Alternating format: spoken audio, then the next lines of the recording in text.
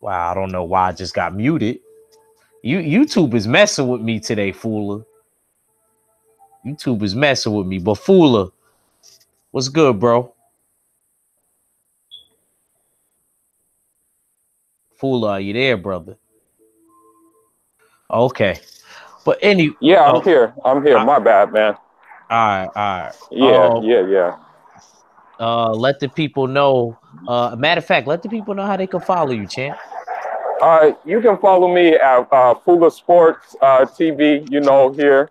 Instagram, I kind of mess with it a little bit. You can follow me there at JAGORDO1. Basically, it's the word for fat in Spanish, but it means something else in my language. So, yeah, you can follow me here.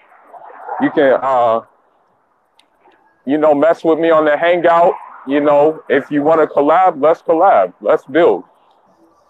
That's one thing I give Fooler. Fooler's down. He's down, man. He's a real down brother. It's my African brother. So I have to give him a link by default. Because on my mom's side, I got Nigerian in me. If you must know. Even though look, man, AJ making us look bad. Very bad, freaking coward ass. But at the same time, on the other side of that coin, Deontay Wilder makes us look good. Exactly. And then we got one in waiting with F.A. Jagbo. We got a giant in waiting. Oh yeah. Yeah, we got a giant in waiting. Yeah. What's good? Old Shizzle's in the chat. I see you, champ. Okay, so basically, Caleb Plant and uzcategui got done with the weigh-in a few hours back. How do you feel about the weigh-in? I'm gonna go after you, but I want to know how you feel about how the weigh-in went down. Man, all I gotta say is that I watched the face-off and stuff like that, and the face-off, it told a lot about what was going on and stuff like that. I think both guys mean business, but I think, like, honestly, how uzcategui talks. Like, I'm sorry to say it, but uzcategui reminds me of a one of those hitmen, like one of those, like, I'm not trying to stereotype.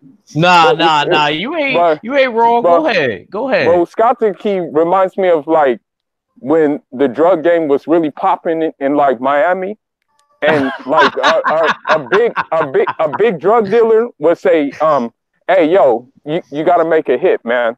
uzcategui was probably that guy who would say, okay, no worries. Okay, you want him done up at the mall? Okay, fair enough. I'll round him up and we'll hit him there. He reminds me of that kind of guy. And on the other hand, Caleb Plant, he reminds me of the guy that's like, I guess, the Mr. like, I want to say like the Mr. like diamond in the rough kind of dude. Now you know who Caleb Plant remind me of? He remind me of one of them wholesome dudes. He I'm not saying like his appearance wise, because I know he got an edge to him because he hangs around the brothers and the poppies. So whenever you hang around the brothers and the poppies and you a white boy, you're gonna have an edge to you. Yeah. So that's what I like about Caleb Plant. I'm gonna tell you what I saw at the weigh-in because I don't want to get off track. I seen Caleb Plant is definitely not scared. If he is scared, he did a good job of hiding it. Yeah. Gotta give him all the credit in the world. That man is not afraid. He's not intimidated. He's looked like he's gonna go for the gusto, man. He's going for the gusto. You know what? I wouldn't be surprised. I say at the same time, uzcategui, he said he wants him to do that. And I'm not what's crazy? You could lower Caleb Plant. I was watching one of his earlier fights before he had the beard. Yeah. You could lower Caleb Plant into a fight. Yeah, you can. You could. I didn't know that. You can. That's dangerous. Now, being uzcategui got some shit in his hands that will hurt you. You got I don't sleeping know. pills. I don't know if he wants to like do that, you know, because that'll be his real, you know, excuse me, but that'll be his real nigga moment.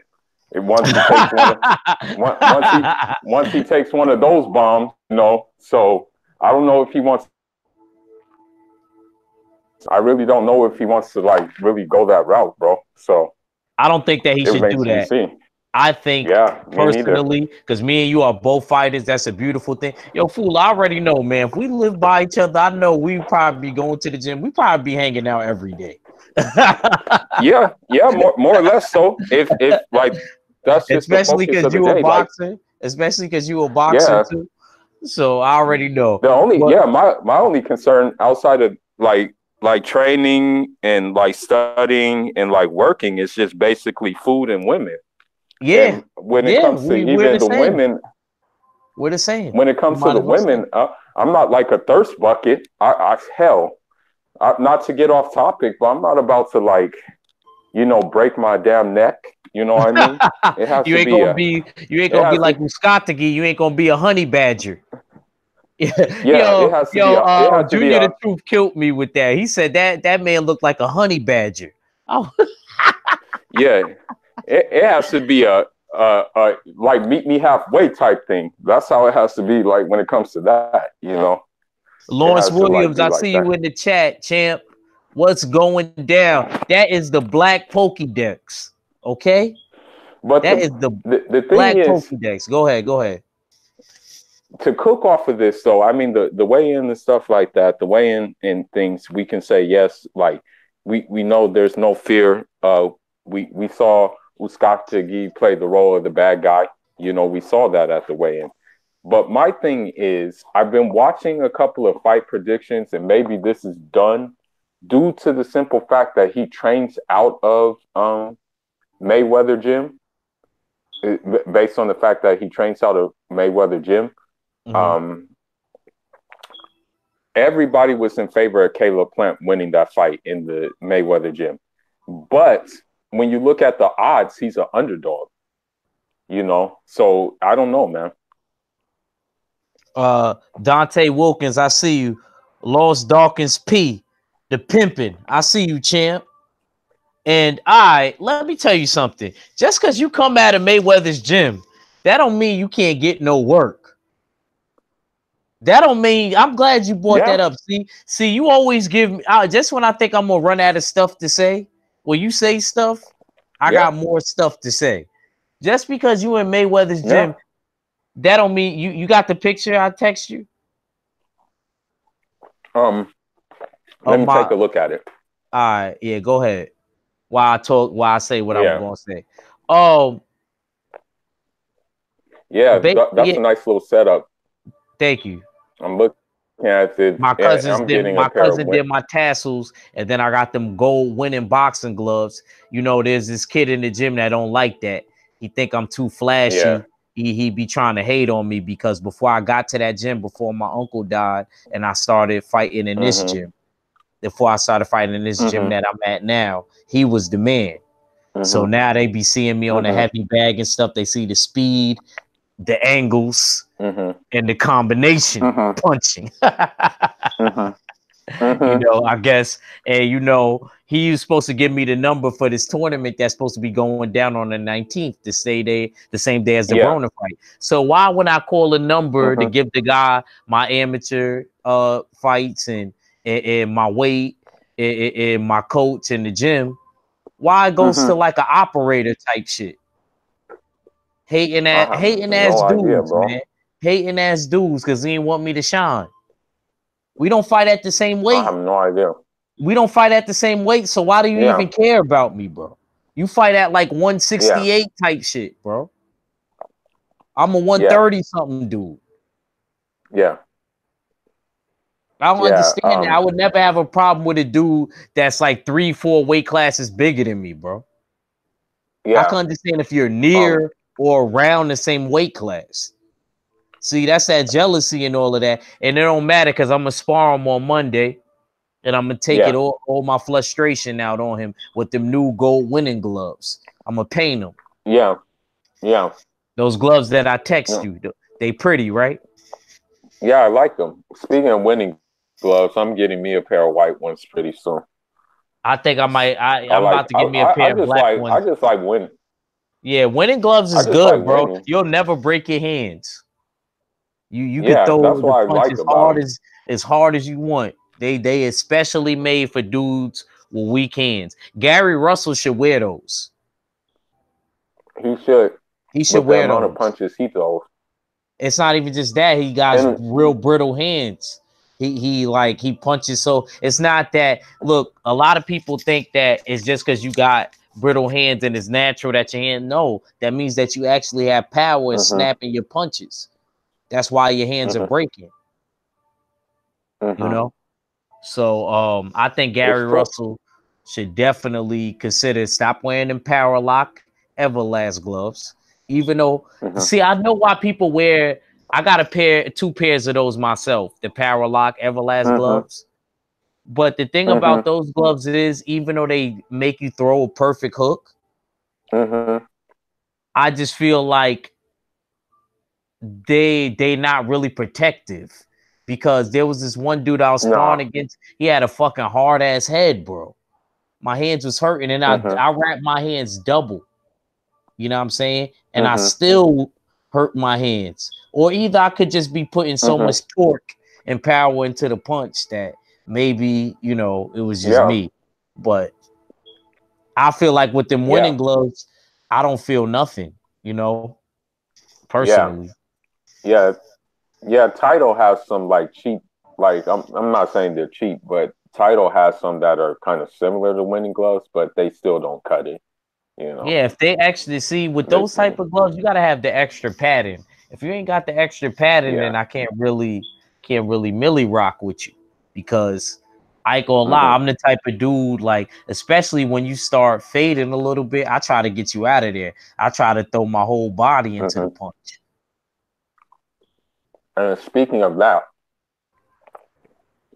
which one call it does that? With KQKC just fell Caleb in the Plant. building. My fault. Go ahead, say what you saying. I'm sorry about it, brother. I just walked in the door, man. Okay. No, no. What's up? How are you doing? Okay. What's good? What's good with y'all?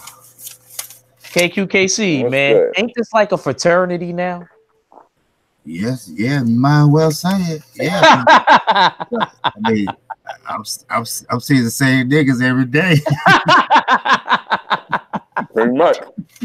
I like Pretty much. KQKC, man. He remind me of my uncle, man. My uncle was a soft-spoken dude. Peace be upon him.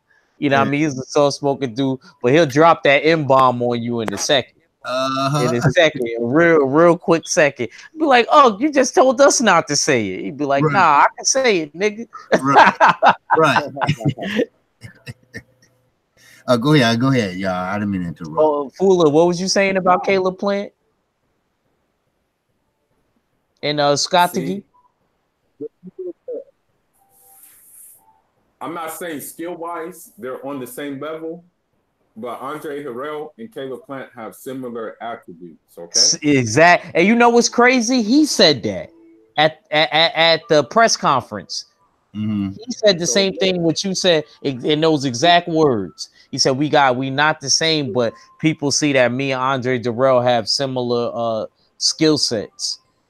He said, Mm-hmm. even though he So said himself, because he's a boxer, that's like them saying me and you got similar skill sets, Fula, because me and you are both boxers. But you'll be like, nah, I do this different than Act, and Act does this different than me. so what I'm saying, what I'm saying is that this is what I'm saying. Okay. Andre Harrell got stopped in the second fight by uzcategui. They threw him in the tower, I believe. Right. He really got stopped in the first. I think he was faking it, but But yeah, that disqualification stuff. That's right. like we like that's like the big question mark, with that thing. So Right. look, Yo, I'm saying y'all hold that the show down real quick. I gotta go do something. Okay. Go okay. ahead, Paul. So what I'm saying is that if uzcategui decides to go El Chapo on Caleb Plant, it could be a long night. That's what I'm saying. Right. You know, because they saying that it could possibly be a fight of the year. You know, and so I mean, Caleb Plant now, don't sleep on him because he got a lot of technical skills. You know, but Ukazi, he got that strength. You know, so I mean, it's a good fight. You know, and I don't think they care for each other very much. You know. Who do you have? Who do you have? Case. Just call me KC. Yeah, KC. Just call me KC. I got Ukazi. Ukazi. Yeah. And what makes you say that? Like, what do you see that says, okay, well, this guy's gonna handle business? Well, Caleb Plant, I know that he's very technical. I've seen him, you know, a couple times, and he got a little power, but he don't have as much power as Ukazi got. Now he's kind of awkward. Okay, he got an awkward style, the way he fight, and you don't know or see where the punches are coming from. You know, but when they land, they hurt. You know, and he keep coming, he keep coming. You know, so you're gonna be up to Caleb Plant. Most likely, he has to fight on the back foot because he don't back up. He come forward. Yeah.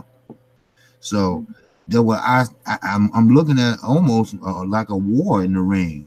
You know, I can't wait to see it. You know, this one fight I'm kind of excited about. You know, this one fight So I mean, they did okay with this matchup. You know, because both of them are hungry. You know, both of them want that IBF title, or, you know, keep it, you know, whatever.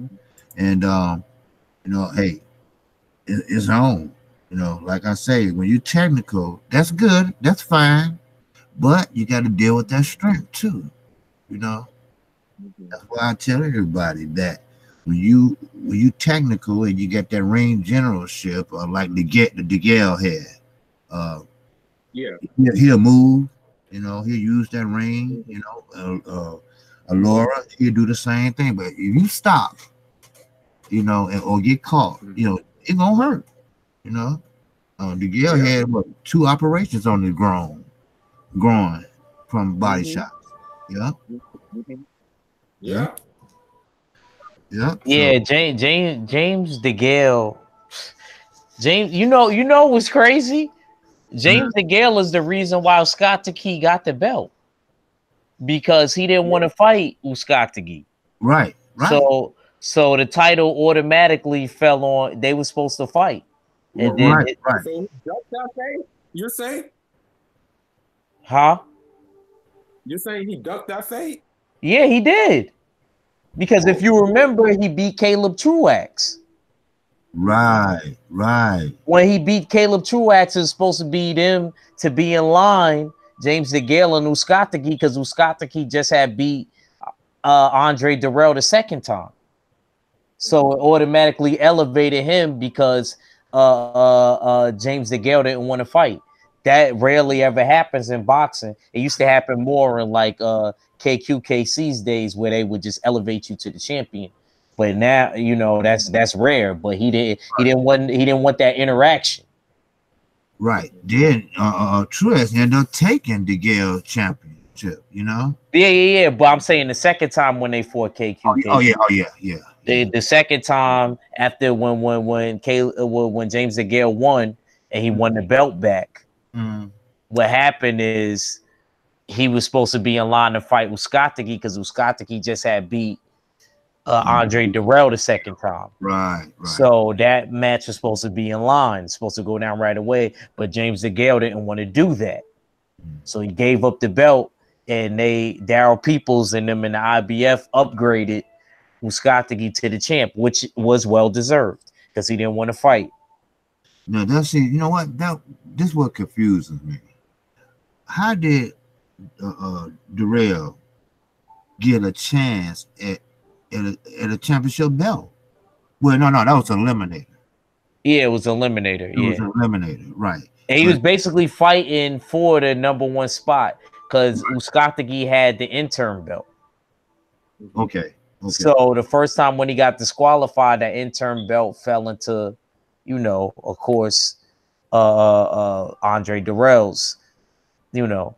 But then they rematched, and you see what happened the second time. To be honest with you, I was rewatching that fight, and uzcategui was punching beautifully in combination, and he hurt Dirrell to the body to set up a big right.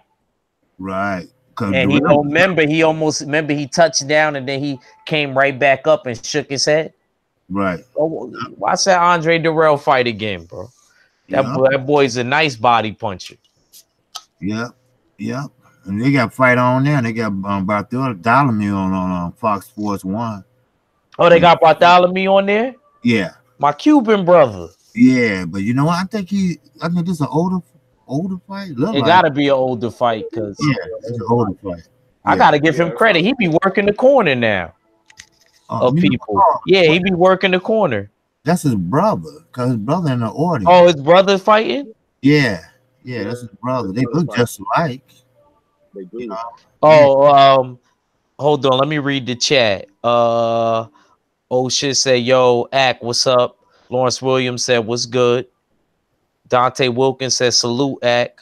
Lost Dawkins P says, salute, Ack. Lost Dawkins P, the pimping. That's what 78 calls me. Okay. Can you fight? Lost Dawkins P asked me, can you fight at 135? Yeah, we'll do that later. I want to fight at 130. That's where all the action is. So when I turn pro, I'm going to be fighting at 130. Are you a Lost Dawkins P? You a manager or something? You got fights lined up for me at 35?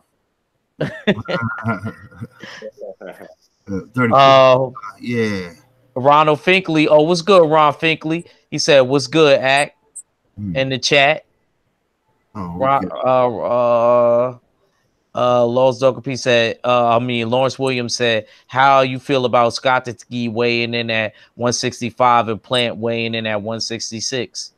Listen, that's crazy, because me and Fuller was talking about it right before I went live.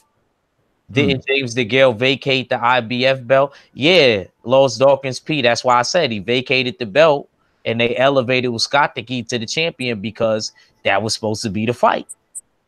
Right. He was supposed to fight right after he beat Caleb Truax. He was supposed to fight uzcategui. Right. Yeah. How do you feel about that? Them coming in under the weight. Caleb Plant came in at 166 KQKC, and uzcategui came in at 165. Well, I mean, that's not a big difference, but in boxing, it is a big difference, you know, if you really look at it. But you're right about that. I'm gonna tell you why, but keep going. See, well, you know, the belt, the IBF belt is on state. And what was the limit? 168. 168. Okay. Well, they still both got, you know, shot at keeping the belt and getting the belt, whatever. And but I don't see it's a big difference. But then again, it's not. It's the way you fight. You know, to keep him off of you, you know, you got to move. You know, but you can't move all 12 rounds. Like I was telling Fool, you know, hey, Caleb Plant, very technical, you know, and it's something like Mikey, you know, but you got to keep him off of you, and you got to work that jab to move away, to move out, and, you know, continue on so you can end up in the center of the ring. You have to hold on to him, let the referee break you up. Okay, there you go. Hey, Caleb Plant would do that. He the type of dude that'll hit you with a two-piece, then wrap around you, try to spin you real quick. Right. He's that type of dude. I seen him actually do it. And that fight that I told you he got lowered into a fight, Fuller, he did that. Right. See, now a fighter never supposed to get lowered into fighting the other fighter fight. You know, fight your fight. You know what it is? I think, see, I'm glad you brought that up. KQKC, sometimes there's people talking to you before the fight. You see how me and Fula are fighters, right? So say I'm talking to Fula and I'm like, yo, Fula, I know you can knock him out. Da da da da. Sometimes it's not even the person you fighting that gets into your head. Sometimes it's your peoples that get into your head and it makes you fight a completely different way than that you normally fight. You just got to be a strong-minded individual and ignore all of that. Yeah, Like, yeah, exactly. You know, but you sound low, Fula. You sound mad low, bro. yeah. No, what I was saying is that Chris Eubanks Jr., his dad got into his head, and that's why George Groves was such a disaster, because his dad was gassing him up. You know, his dad. That's the problem, man. His dad Yeah. is really too high on him when all he's been doing was bum bashing the whole time. Yeah. Like, he couldn't even win his big fight, which was against Billy Joe Saunders. He couldn't do it though, man. He's a bum basher, dude. You know what? Fula That's all right. he does. You know, Eubanks Jr. need to get rid of his father, you know, as his manager or whatever. His dad said that he's better. He can be better than Floyd Mayweather. So when he says that, he believes his own hype, you know? Right. You know, and his dad is pumping him up too much, you know, and he goes out there and, you know, and try to do things that he can't do, you know, and end up losing, you know.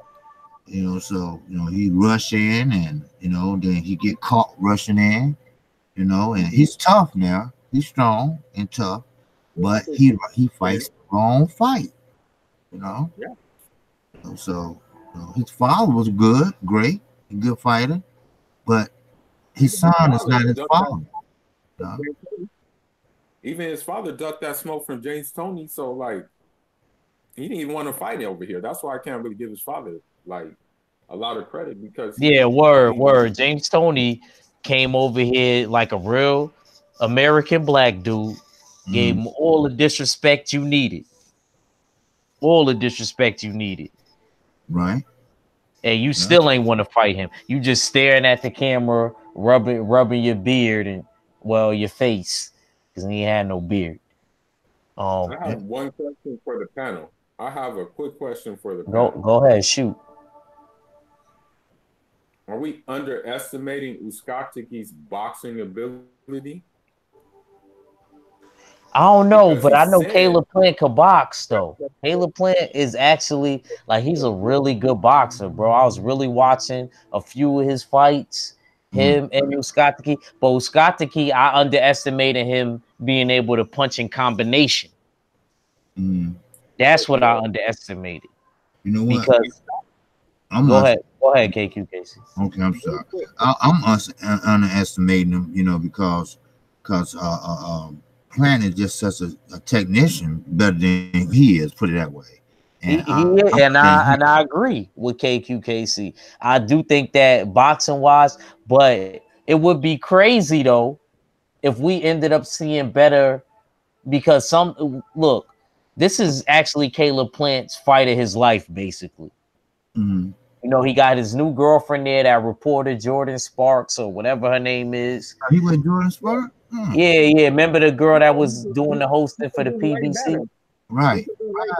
She can come mess with a real nigga over here. She can do way better, man. Oh, come on, Fula. Don't do that. Don't do that. She wanted to attack a white boy this time. Let her do it with him, man. Wow. Yeah, I see her all the time. Yeah, the little PBC reporter. Right. Yeah. Because I subscribe to them, and she always interviewing the fighters. Wow. Yeah. Yeah, so she's a sister. She's a sister too. So right, that's what I'm saying. He was ready to attack Black. Ain't nothing wrong with that. He be around the brothers. He train around the brothers and the Spanish brothers. I'm not surprised that he's with a black chick. Right. That really doesn't surprise me. You know, it don't bother me. So okay, then what you saying? What you saying? saying. You, I just want to say this real quick, and then you guys can do what you do. But in the face off, uzcategui said, "I'll do whatever. If he wants me to box, I'll box." So that was what kind of like makes me think, okay, is he thinking along the lines of doing something, you know, or is he going to fight his brawling style, or is he going to show that he can box? That's what I'm wondering. You know what? That's a good question. You know what? Look, yo, Fula, what happened to your mic, bro? You sound mad low. You said I sound mad low? Yeah, you sound muffled. Do I still sound low? Yeah, you're going in and out a little bit. Yeah, you didn't sound like earlier. Put it that way. You got Bluetooth headphones in, like I'll be doing. Yeah, let me do that. Yeah. It's always better to wear them old-fashioned headphones over the Bluetooth joints when it comes to these live things, because it's never good. Yeah. Do it sound better with the old headphones?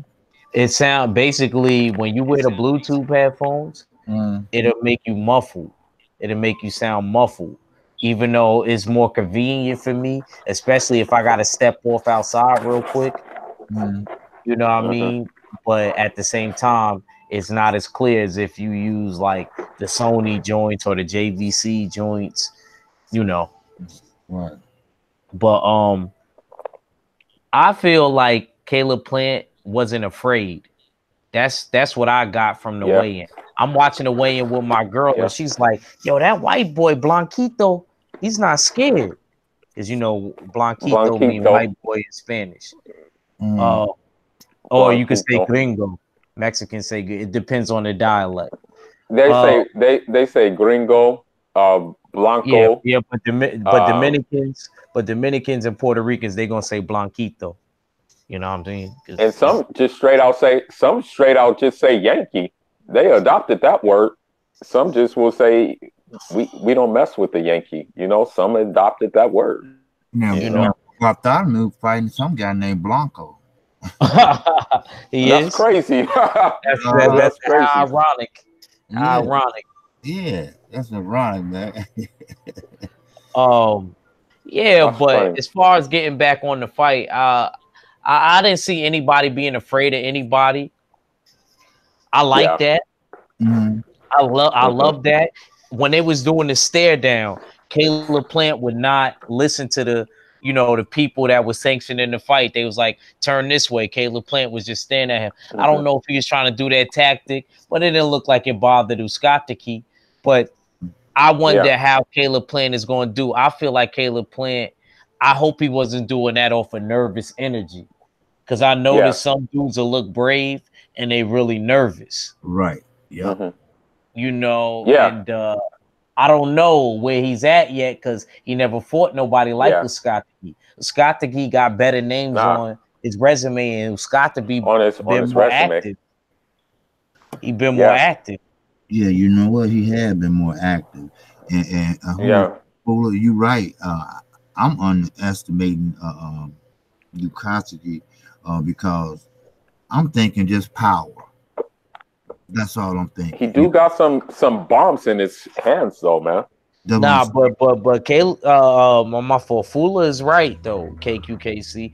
Right. I only thing I underestimated him with until I went back and watched the fights. I didn't think that uzcategui could put them together that well. And then I got a reality check when I went back and watched the fight. He punches in combination too. See, that's what I'm gonna do. I'm gonna go back and look at the fight tonight and see. Watch those fights. Yeah, and see, what to expect tomorrow. Because I'm closing down the wheel early tomorrow. So I'm sorry, people. That joint is gonna be closed at 7 on the dot. I don't want to hear I came all the way from here or there. My kid really wants to go on the Ferris wheel. Too bad. I gotta go see the fight. Start at 8 Eastern Standard Time. Yeah. Yeah. Because we closed the wheel at 7. Yeah. Yeah, man. Because I'm thinking, you know, see, that's why I say you're right, fool. I might have to look at the fight and try to understand it better, because I'm thinking one dimension, he's got power if he catch you, you know, because the way he was doing the real out of movement, you know. Yeah. And he's a good body and so puncher that's what too. he said. The second fight, he knocked Andre Dirrell down with a body shot. And then he threw 2 to the body and then tried to throw before he could land the straight right. Dirrell went down and then he came back up and he shook his head. And that's when your boy Virgil Hunter was in the corner. Don't fear the power. Don't fear the power. Go to him. Right. I'm not gonna lie though, he's actually a pretty decent trainer though. I can say he's cool. I think he's a great trainer. He's actually one thing I like about him. He's gonna speak his mind. Right. Even when Andre Ward was trying to act like he wasn't listening to him when he got knocked down in the Sergey Kovalev fight. Yeah, he was like, "Look at me, look at me." Right. He said, "Leonard been down, Ali been down," and then you seen Andre Ward shaking his head like, "Yeah, he's actually right." Right. And if it wasn't if it wasn't for Virgil Hunter giving him that Coach Carter speech in the corner, who knows if he would have got back like that? Sometimes the trainer is important too. Yeah. Cause trainer, you know, cause when he Berto, he wasn't trying to listen, you know, but he said, "Hey, look at me, look at me, you know, go get it." You know, Berto, he went and got it with one arm, you know. That's when he broke his shoulder he knocked it out of socket or something. Yeah, he knocked it out of socket. I remember. What fight was that again? Shoot, who was he fighting? It wasn't a big name, but who was that? It was that Puerto Hispanic guy. I forgot his name. It was Victor Ortiz. No, it wasn't Victor. Was it Victor Ortiz? No, it wasn't Victor Ortiz. Let me shout out a few people that just jumped on the chat. Mark Wunderlich, what's good, champ? Stormy B man, I see you. Yo, Stormy B man, yo, bro, like, you know, I always be trying to send you the link, man. You know what I mean? You know, but I don't know, man. I don't know if you got Hangout or, you know, I don't know if you can't get it if you ain't got Hangout. Download Google Hangout and, you know what I mean? I'll get you on here, man, because I like you, man. I like your style. You from Chicago too, right? Go ahead. Y'all could talk. I think Stormy B man from Chicago. I don't know how old this fight is, but Bartholomew is Picassoing this dude's face. Yeah, right now. What weight is it at? Data tell me if it's old or not. I'm trying to think. I don't know, but this guy's face is starting to look like what you want to call it, like an enchilada. Seriously. What was that? The Blanco dude. His face is becoming like an enchilada right now. Right. Yeah. Now, are they twins? The Bartholomew brothers? Yeah. No, they're just brothers. Oh, okay. They're just brothers. They're not twins, though. Yeah, they're not twins. They're just brothers, though. Oh. The one of the brothers is a little bit older, I think. Yeah. Oh, okay. Cause he's sitting in the audience. Yeah. He got purple hair. Yeah. And they look just alike. Yeah, exactly. Yeah. But it'll be interesting to see. It'll be like really interesting to see, basically. Oh yeah. What's gonna happen tomorrow? It will. I wonder if Caleb plan to be down in that fight. You said what? I said I wonder if Caleb Plant would touch the canvas in that fight. You never know. That's what I said. You never know. Oh, because they say they both be the fight of the year, almost, you know, a candidate as fight of the year. but we It don't should know. be, because this is actually one of the fights on that Fox schedule that I Right. was looking forward to. Yeah, I remember I kept always saying that this fight, you know. So, well, Scotty got to click that button and put him down. Yeah, that's it. Yeah. Yeah. They're gonna have to go to the body and stop the movement, you know. And Kellen Plant know who he fighting, and he knows he got some strength, you know. And he hit. I wonder if we'll see him box though. That's the thing. Right. That's what I'm wondering, if we're gonna see Uzcategui box. Right. See, that's why I want to go wondering. back and see. I never seen him actually box.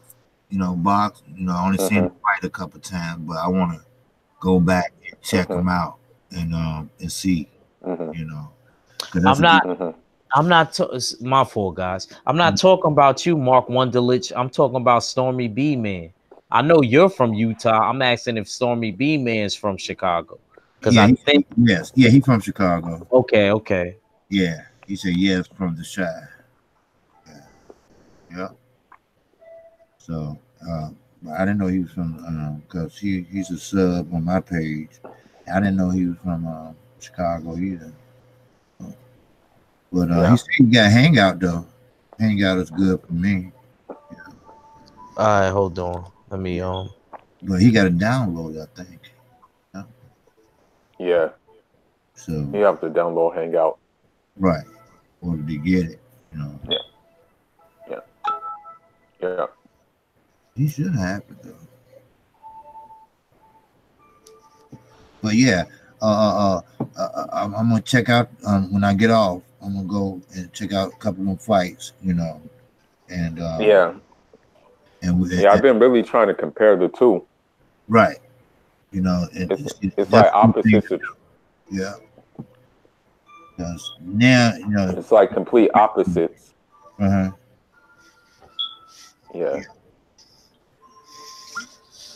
To be honest with you, opposites of each other. And it might even be, even though Caleb Plant could go in here and win easily, it might really be one of those situations where we have to see where Caleb Plant's psyche is at. Will Jordan being in the audience and, you know, him finally being at the big stage, will it get to him? Or will he rise to the occasion? You know what? You know what? That's a good question. Because a lot of guys, you know, when they get on the big stage, some get nervous. Yeah, and sometimes that nervous energy it just drains you. Yeah. If you don't know how to, if you're nervy and you don't know how to control it. One thing I give Mayweather, man, nothing bothered that man. Right. Outside the ring or whatever, and nothing to bother him. Yo, he could have been going through. Yeah, he just got it done. Yeah, he got it done. Yeah, he just got it done. Andre Ward too. He just got it done. See, a lot of people try to look good, you know, because they want to look good because they're on the big stage, and end up getting caught. You know, trying to look good, end up getting caught, and there you go. And they start looking bad, you know. But that's one thing I can say about Showtime. Showtime and Stream, they will ask you to come back. You know, they'll give you a second chance. You know, and take it from there. I don't know what happened. Man, this guy is getting tattooed. Who? Sorry, but I'm just looking at this Blanco fight or whatever. This guy is getting tattooed. Yeah, on Fox. Like seriously. Yeah, they're throwing in the towel. They threw in the towel. Yeah, because that dude was getting tattooed. His face looked like an enchilada. Like for real, he was getting plastered. Yeah, so man. I had it on pause. Yeah. They took he was getting plastered. You know, I never seen Brandon Figueroa fight, and I see Joey Spencer's on this card too. Joey Spencer, he's one of the prospects I forgot to bring up. You know, he's from Illinois too. KQKC. Who? I see you, Stormy B, man. That's you, champ. Yeah, that's me, brothers. How y'all doing, man? Oh, we're doing good. Pretty good. How are you doing? You look like a boxing trainer. Look here, man. I've been outside doing snow removal, so forgive me, fellas. Yo, listen, bro. I'm glad to finally have you on. Glad. Thanks for having me. Thanks for having me. Salute No to everybody out there. No, What's going on? Not Yeah. much, brothers. Yeah, I already got my snow out the way earlier. So yeah, we had a it's couple. snowing in Chicago. Yeah. Yeah, first snow for the season. It's like all late. Wow. It's actually raining over here. Nah, it's supposed to be snowing on the weekend in New York. We supposed to have it Friday, Saturday, and Sunday, literally. Wow. And my boss, she's a white lady. She's like the DM for all the carousels and Ferris wheels. She's from Chicago. Okay. So she got to book a plane ticket to try to come to New York. Okay. So I'm just affiliated with a few people in Chicago. Oh, okay, cool. But yeah, that's what I'm gonna do when I get off with you, Act. Go and look up some of his fights, at least 2 or 3 of them, see what happens. You know. Okay. Well, since we got your other Chicago brother in the building, let me ask you, yes, sir, Stormy B Man, if you don't mind, sir, blessing the mic. No problem. How do you feel about this whole Jose uzcategui and Caleb Plant build up and the press conference and the weigh-in? And well, I have to be honest, I didn't see the press conference or the weigh-in because I've been doing a lot of stuff around the house today and everything. The only thing I got a chance to see that was televised was a little bit of the PBC stuff that they did on Thurman, and then they had Pacquiao on there today or whatever on Fox Sports, which was kind of interesting because it didn't get a lot of advertisement unless you happen to watch Fox Sports. But they seem to be doing this a lot more for the PBC broadcast, which is kind of cool. I noticed that. They are. But as far as the two guys, I had been watching some tape on the two guys, and I was thinking that what's interesting about this fight is, although Plant seems to me to have a little bit more of a defensive responsibility, I would say. The two guys, they both throw looping and wide shots, which is interesting because, it doesn't matter as far as hand speed. It doesn't matter about his power, because if both men are still doing that with one another in the fight, the person who's going to have the advantage is probably going to be the one who disciplines himself to throw the straighter shots. Because with straight shots, you can beat speed with timing. And it's just kind of like a toss-up. You mentioned, as just before I jumped on, about the event getting to somebody and sapping their energy. Those are the type of intangibles that you have to bear in mind, because being a step up in a television broadcast for Plant and everything, we know that he has some ability and everything, but how will he handle the event? That is something we don't know. Exactly. So there's a lot of X factors, but I do expect it to be entertaining. I really do. Right. This is probably going to be one of those fights that when people miss it, they're going to look back and be like, man, I wish I saw that fight, because I just think that it's time for some fresher faces to get out there and get their names out there too. And with this kind of broadcast, that kind of thing can happen, and then sometimes a guy stepping up to an event for the first time is able to zero in and zone in, and that you're is right. something. You're right. It's a double-edged sword. Yeah, it's like it could go, and I completely agree with what my brother Stormy B Man just said. It could work for you two ways as a boxer and a fighter. You can either know that this time could be your last time, so you're gonna try to do good no matter what, or you could be nervous as hell when you get in there and nothing is working for you. Right. Do you guys remember an old HBO show in the late 90s, early 2000s, that KO Nation? Yeah. There Did were fight on that when he fought Emmanuel Augusto? Right. He fought on that. Emmanuel Augusta. Yeah.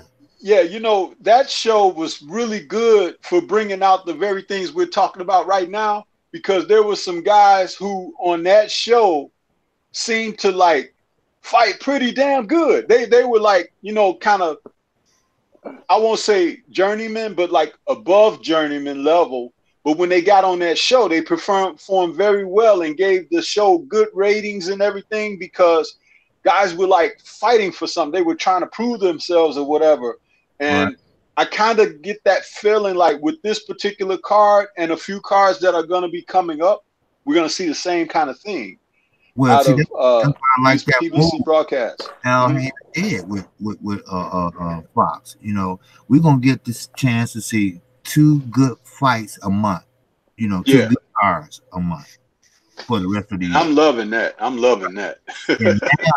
And now we get a chance to see the people that we normally don't see.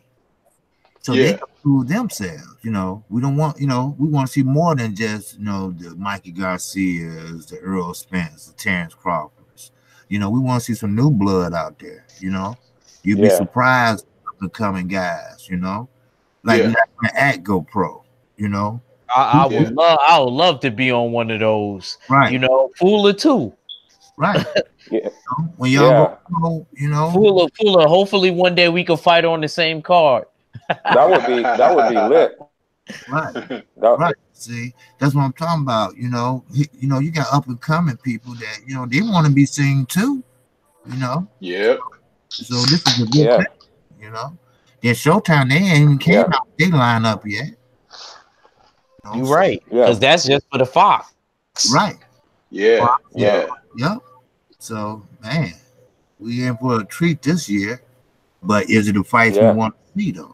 You know, that's the question. You right. Yeah. Oh, so in other news, you know, to get off this. Rigo is going to be on that card too Oh yeah, tomorrow. yeah. I seen that. I'm happy about that. Yeah, Oh, he got to really? be on that card. Yeah. You know, like I told you, when any of my Cuban brothers is on the card, you know what I'm saying? That's on my daddy's side, y'all. You know what I mean? Well, I You like know, Peter Pan. I always love to see them. I'm always sad. You know, I actually, when he lost that fight, Fuller, you know, I was depressed for like 2 weeks. Mm-hmm. And I didn't lose no money. I was supposed to bet, but my cousin actually took the hit for me because I was betting on a lot of fights and I ended up winning. And my cousin came to me like, nah, let me bet this dude in your apartment complex. You always, you know what I mean, get to bet. So I told him, you know what? I'll give you that Rigging Down Lomachenko fight. And that just so happens that the person I bet on lost and I didn't lose no money. So my cousin was the sacrifice for me. The thing is that fight. It and I don't want to spend too much time on it. You just saw it for what it was, man. You just really saw it for what it was. It was like just like a setup fight, you know, moving up 2 weight classes, getting a guy who has been inactive for like 2 years, and within that 2 years, he only fought 13 seconds. It's like, can I ask you something, no, this is my thing. If you were really a G, you wouldn't have even taken that fight, man. Fuller, can I ask you something? What's up? Do you think that the fix was in? Do you think that it was one of those situations like, and not to take nothing away from Lomachenko, not to take nothing away from, but do you think that it was one of them situations like me and you heard about with Nicholas Walters, where my question is this: when he went to a private bank, another check. He didn't just get 400,000, y'all. They said Nicholas Walters went to another bank. And he cashed a $2 million check. Wow. That extra This is my question. Why would you hold so much? Why would you hold that much in a fight, and you're used, and you're right about that. All the years you're in Rickendale, and you never really held like that. I studied my Cuban brothers. I'm making my business. You remember Fulo on one panel that we had? I named all the Cuban fighters. Mm-hmm. I named all of the relevant Cuban fighters, literally, because I'm making my business too. Because peace be upon my uncle, he would have made it my business. That's my dad's baby brother. He'd have made it his business. He made it his business to tell me about every single Cuban fighter. He even knew about Rollies before he passed away. He knew about Rollies. Yeah. You know what I'm saying? So he makes this is what I'm saying. Why would you hold that much in that fight? Right. I don't know. He's too skilled. I don't think it was because I don't think it was because you were overwhelmed. Like, I really don't think so. I don't think it was because you couldn't handle that much that you will hold that much. I mean, if the shots are skimming your head, most of the shots, what's the problem? You know, I don't think Jose Pedraza is that skilled. Jose Pedraza painted him. Right. Jose Pedraza had him painted. Okay. Hell yeah, he Lomachenko's face was painted after that fight. You heard? His face was painted, and he looked kind of discouraged, like he was mad that he didn't stop Jose Pedraza. He don't really have that kind of taught me something about Lomachenko. Like, you could discourage him if you buying his own. Right. He's buying his own hype. That's the thing. He's used to people catering to him, saying all these things about him. Although he plays this image of like being like Mr. Nice Guy, he probably is really feeling like, okay, like I'm this, I'm that. You know, getting Ring Magazine Fighter of the Year and stuff like that. Canelo's humble too. But when you get in a fight with a real dog, guess what? We're gonna see who's the real dog at the time. We're gonna see what you're made of. And the minute he gets in that fight with one of those dudes, we're gonna see what he's made of, man. I can't say Linares. Tank needs to fight him right now, because I look at it like Rocky IV. You remember when in Rocky IV they was at the house, Apollo and Rocky was at the house, and Rocky was like, "Don't you think we should let somebody else fight this guy?" He was like, "No, Stag, somebody else come in and whip this bum. Where does that leave me?" I felt Apollo on that. Nostrils, make the fight. Nostrils, make the fight. Keep calling LB Nostrils. Yo, stop playing around. I see you, bro. How you doing? Hey, Ak, I'll tell something. I'll add something to what you were saying about Walters. Go ahead. If you look at what has transpired since Walter faced Lomachenko and Walter's activity, there may be something to what you said. I'm not the only one that heard this, Stormy B. Fuller heard it. No. I'm not saying you are, but I'm saying that the subject, bringing it up, if you look at what has transpired since, because when Walters beat the Filipino Flash, his star was Donaire. His star was shooting. It was like, it seemed like he had some hype behind him. It was like, okay, they were ready to. And then when he had that fight with Lomo, boom, he just got sidetracked. It's like he got put on the shelf, and we do know that he hasn't had enough of, big fights or anything like that to like secure a certain amount of paydays. Usually guys will take time off like Maidana did after having some good fights or whatever, and go out to sea and put on some weight and enjoy life a little bit and spend that money. Walters, what is up with him? It's like, and if he's living like that but didn't get paid like that openly, it begs the question. You got a good point. Stormy B, man, that was actually a beautiful point, because you're right. Why haven't we seen him again? Yeah, exactly. Right. He must have got paid. He There's must some have got guys paid. who have come up and taken spots and are now in contention, and he is lost to sea. We ain't heard from the guy. We ain't heard from him. You know what he's doing right now?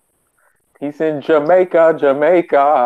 Probably No, he in riding a big Panama. He in spliff. Panama. His baby mama in Panama. You know, he once he Okay, learned he how to probably, speak once he learned how to speak Spanish, it was a Rizzy. He ain't go back to Hey, Jamaica. he's probably fellas, check learning. this He out. probably. Hey, fellas, check this out. You know who else did the same thing? Prince Charles Williams when he sold his belt to AJ. Right, when Did he the got same his thing. Yep. He could have got up. Yep. He did the same thing. Yep. How you gonna tell me you're a young hungry guy, right? You just got a title, then it got taken from you, and then you just fall off like, oh, it ain't no thing. I heard he got paid for facing I heard AJ, he got of paid course. lovely. I heard he got paid lovely. They say he just went over there for the money. Exactly. Hey, let me piggyback off of that. Let me piggyback off of that though. Pedraza, it looked like he wasn't trying to get him out of there when he fought Tank way more aggressively. I don't know, man. Look, I'm not going way more aggressively. You know what? You might be right though, because Pedraza was solid. And check this out. Check this out. Check this out. Why would you say that a fighter is a better fighter than the dude who knocked you out? Why would you say that dude you went 12 rounds with is a better fighter when that dude had you stopped in a shorter amount of time? What makes him a better fighter? Right. Why would you even say that? Well, if you weren't, and he's on top rank. Keep in mind, Pedraza is the top ranked fighter. You know how they like that top ranked in-house crap, man. Right.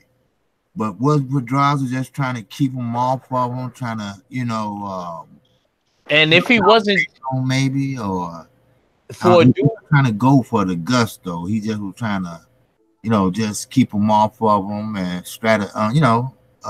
beat him at strategize. I don't know. But for a dude that wasn't trying like that, he sure painted Lomachenko's face, man. Right. Lomachenko's face looked crazy, like when he fought Mayorga. Mayorga was hitting him. Mayorga's actually had his face a little worse.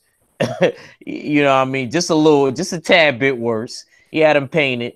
That's what we call. And the thing is about Mayorga, bro, is he was painting him, right? Mm-hmm. And what these Lomachenko fans will say, oh, it's from a headbutt. He headbutted him. It's not from. Get out of here. They wasn't fighting. Dude, get out of here. Dude, get out of here. He was getting clipped on the inside. Stop playing. He was getting clipped, bro. So what happened with my boy Hoare?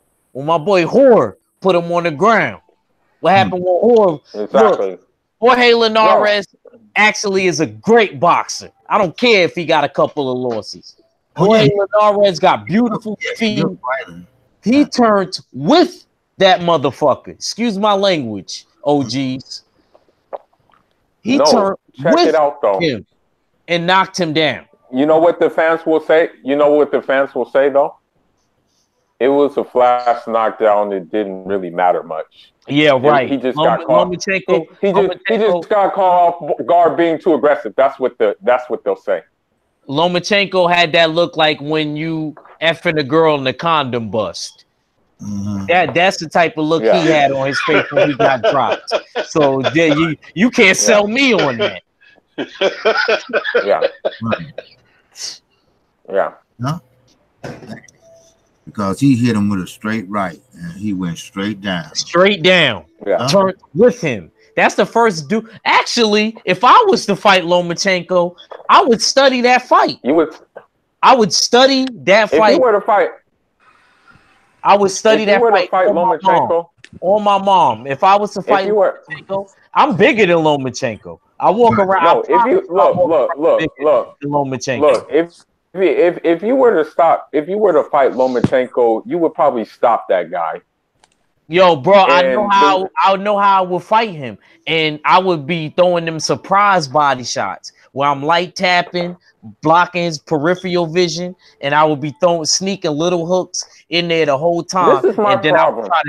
I would try to set up something big to try to knock him out, and that would be shoot. They would, you know what they would nickname me, because I know Mac is in the building now. They would nickname me Devastator.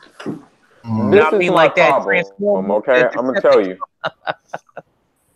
Well, the key to beating Lomachenko is simply this: you gotta put your hands on him, man.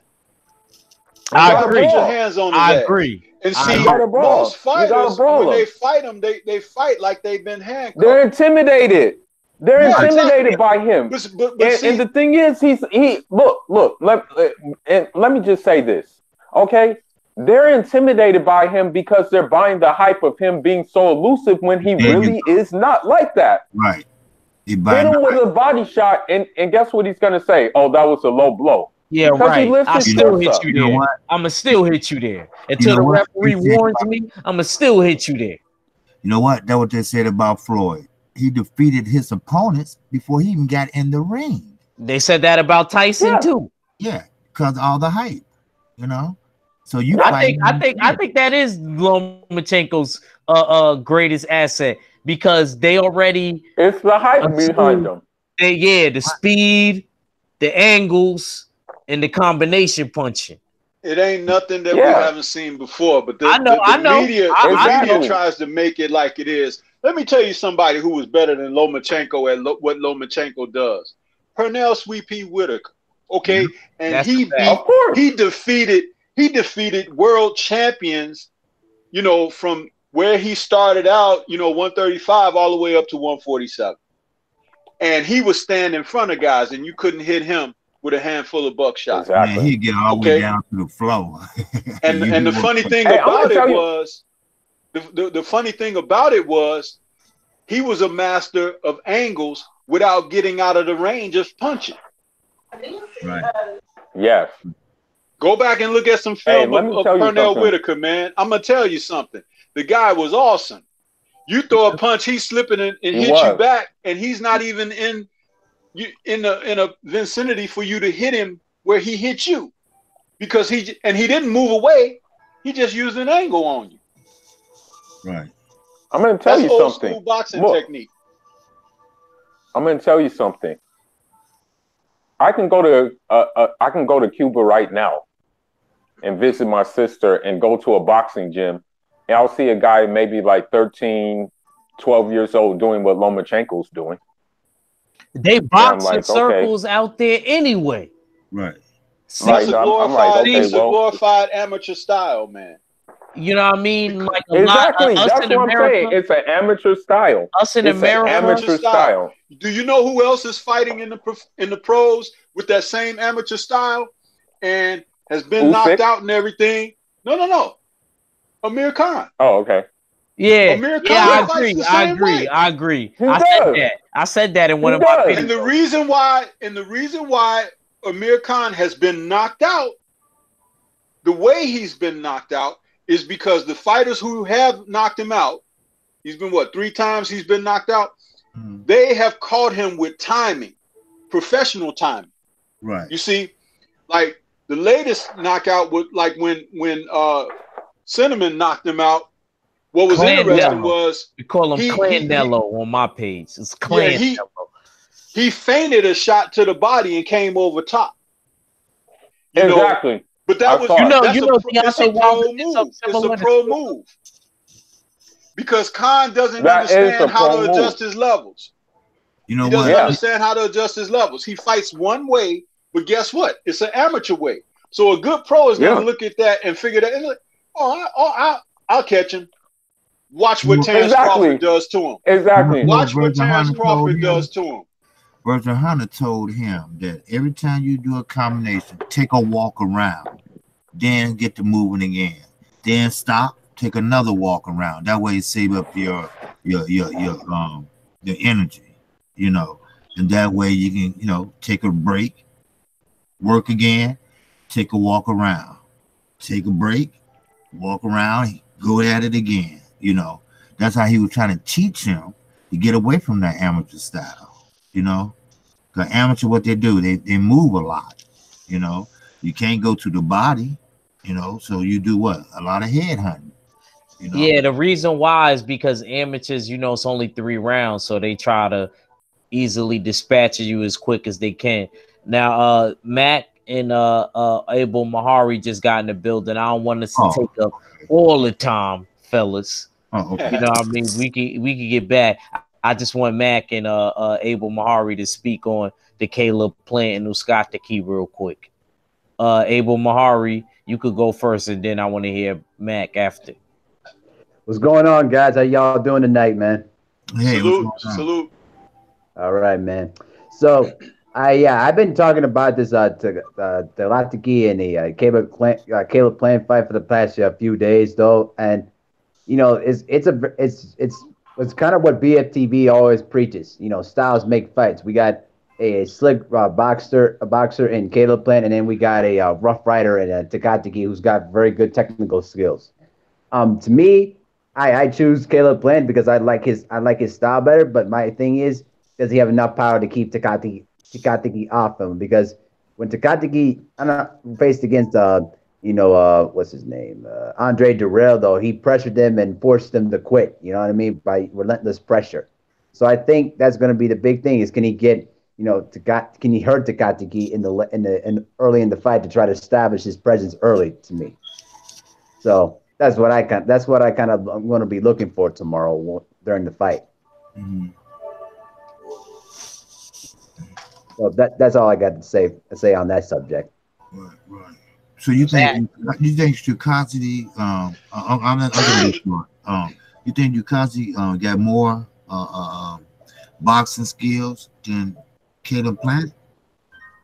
I think Caleb Plant's got a little bit more than uzcategui, but you can't sell uzcategui's technical ability for short though. People think he's a relentless pressure fighter and brawler, but that's not the case though. If you really watch his fights though, he's got very good technical skills and people give him credit for. You know what I mean? Go ahead. What you were saying? No, go ahead. I said I'm going to take a look at a couple of his fights, you know. Sure, yeah. I mean, for him, you know, he's got some good technical skills, for the fact that he's more of a pressure fighter, you know, brawler type of approach. You know, to me, you know, that the thing is that can he try to get Caleb Plant? Can he cut off the ring against Caleb Plant and pressure him during the fight though? That's what I'm gonna be looking for, you know. You know what I mean, Reacher? My boy. Yeah, I know what you're saying. I think this is gonna be one of those fights with the psyche, you know. But let me have my main man Mac, touch on it. And but I definitely agree with what you're saying, Abel Mahari. But I think that it's gonna be more of them two getting tested on the psyche level of their boxing abilities, because it's going to be who's going to be nervous. Is the nervous energy going to be getting to you, and your little boo being there in the crowd? It's one of those situations. It's going to be one of those situations. Mark my words. But go ahead, Mac. Well, let me say this. Yes, Caleb Plant is the better boxer. So, we want to talk about as boxing. Caleb Plant is better. What? Is somebody clapping like a cigarettes? What the fuck is you doing? You said something. You said so was clapping. It sounded like you packing a pack of cigarettes over there. You smoke Marlboro Lights or something? No, I'm not smoking no cigarettes. I'm not smoking no cigarettes. Yo, they're packing the shit. I'm not smoking no cigarettes. Nah, I'm not smoking no cigarettes, bro. Oh, okay. I'm not smoking no cigarettes. Is you thumping a can of snuff or something? It sounds like you packing something. No, nothing like that. It has nothing to do with the any kind of like. Is that an ass? You over there smacking that ass? I understand. Go on mute. Well, I plead the fifth. I plead the fifth, bro. I plead the fifth. That's all I'm saying. Hey, that's all I'm saying. I plead the fifth. We'll mute next time. All right, my bad, man. I just plead the fifth. You remember the picture I saw? You know the picture I sent yesterday. Yeah. I don't know. Someone's like making themselves like boats. We talking about boats. Hey, what they were saying on Black Fight Fans Trill Talk. I hope you're ready. I hope you're hungry.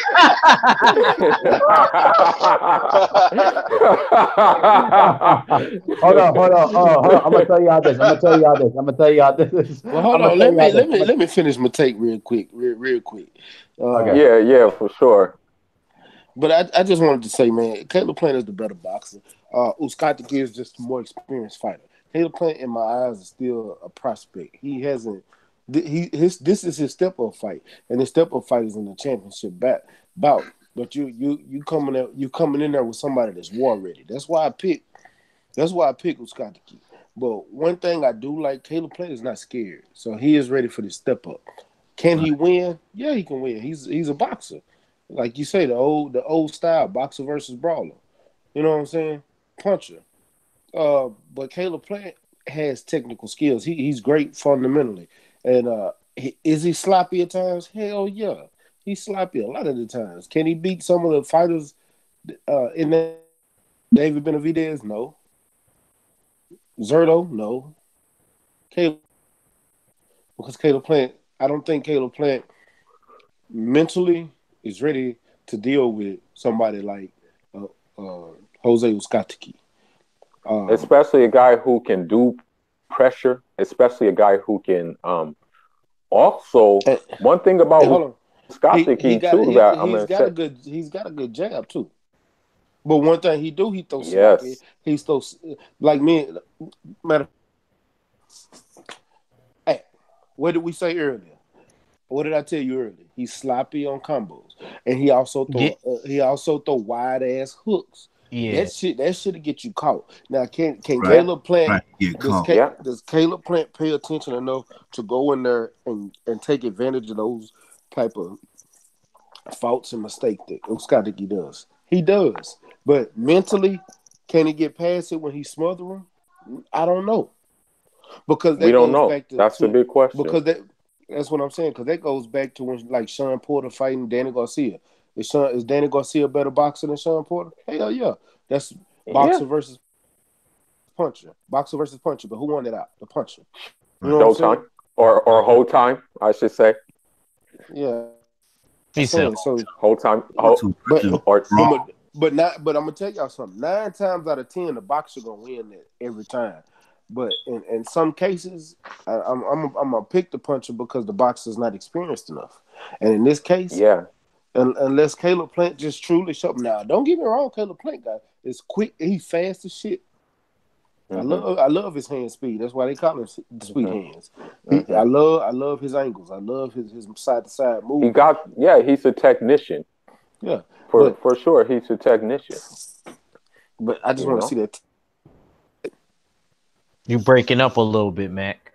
I said I just want to see him get. I just want to see him get in there with a real a step up fight and not a championship fight before he got a championship. But since he getting this championship fight, let's see what he do. Let's see how he does. You think that hand is fully healed? Huh? Remember Caleb Plant messed up his hand. The fight was supposed to be sooner. Well, if it ain't fully healed, that's gonna be another reason he lose. Because you know them Spanish dudes got hard heads, man. Trust me, I know. My tournament in Kansas City, I messed my hand up. That was the first time. That's why it's important to go to the body. Exactly. That's why it's important to go to the body. B, man. Just because you said you know that. What? And you know what's another factor? You know what's another factor that I'm like trying to I'm trying to figure out too is the fact that I've never heard of Caleb Plant's trainer that much, and who's to say that his trainer will not know what to do if he gets in trouble? Yeah, that's what I'm saying. Do we know if his trainer will know what to do if he were to get into some stuff? You know. You see, a lot of these trainers though that I don't like about them, and I'm glad you brought that up, Fula. Look, man, you could tell somebody to do something. That's like me telling you to do this and do that. You have to explain to them how to do it, man. A lot of these trainers not annoy only me. that, you don't wait till the fight to do it. It has to be something that is practiced and taught in the gym. Exactly. And Fula and Act Reach, I want to say this to you guys. One of my philosophies about boxing is this. For guys that are not the hardest punchers, right? For guys that are not the hardest punchers, let's take a guy like Paulie Malignaggi, right? You know Paulie, how feather-fisted he was noted to be, right? Okay, check this out. Do you realize that the body doesn't know the difference between a hard puncher and a feather-fisted puncher? Do you know why that is? We're not talking about the head and the jaw. We're talking about the body.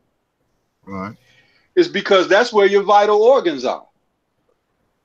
You can train and, you know, you can build up your endurance and everything, but a liver shot is still a liver shot. That's what I've been. No, it doesn't matter if it's coming from a feather-fisted guy or a guy who can punch very hard, because all it has to do is be well placed. Okay, exactly. Now, a good trainer is going to teach you these things, because if I land per round, if I land 5 liver shots per round, 3 rounds later, you be ready to do on yourself. You understand what I'm saying? I'll give you an example. I'll give you an example. I'll give you an example. Let me say this. That's what I was saying about Mikey and Earl. I don't care how much PEDs he take, he's still gonna feel that pain if he go to the body, because the body, you know, like you said, it still hurts. You know, I don't care how big. I'll give you an example. No, I'm going to give you an example, and it happened it happened today. The dude I was getting it in with, my coach just said, just crack him in the side of the ribs.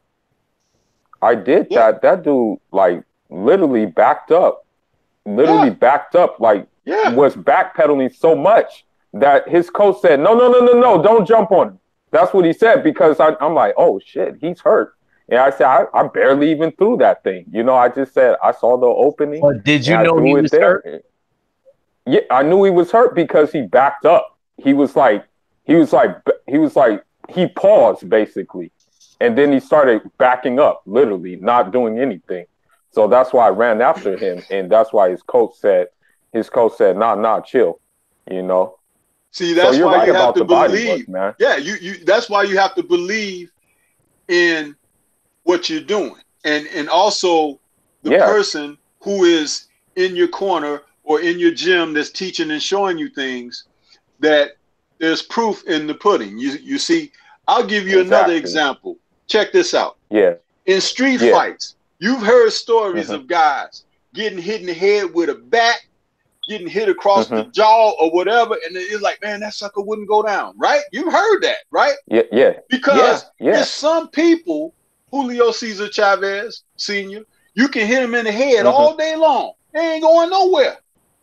Why mess up your hands? Hell of a chin. Why mess up your hands when you hit him, like Fuller just said, in a good rib shot or something, and the guy will crumple like a folded piece of paper.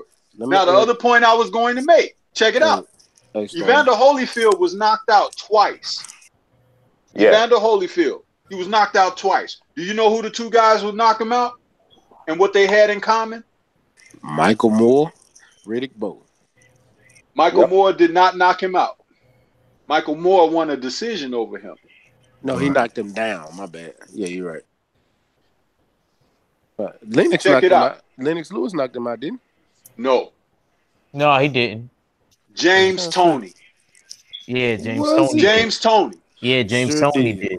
Yeah, James Toney put that body work on Evander and stopped him in 8 rounds. Riddick Bowe put the body work on Evander and knocked him out. That's the difference. Everybody else was trying to knock him out on his chin.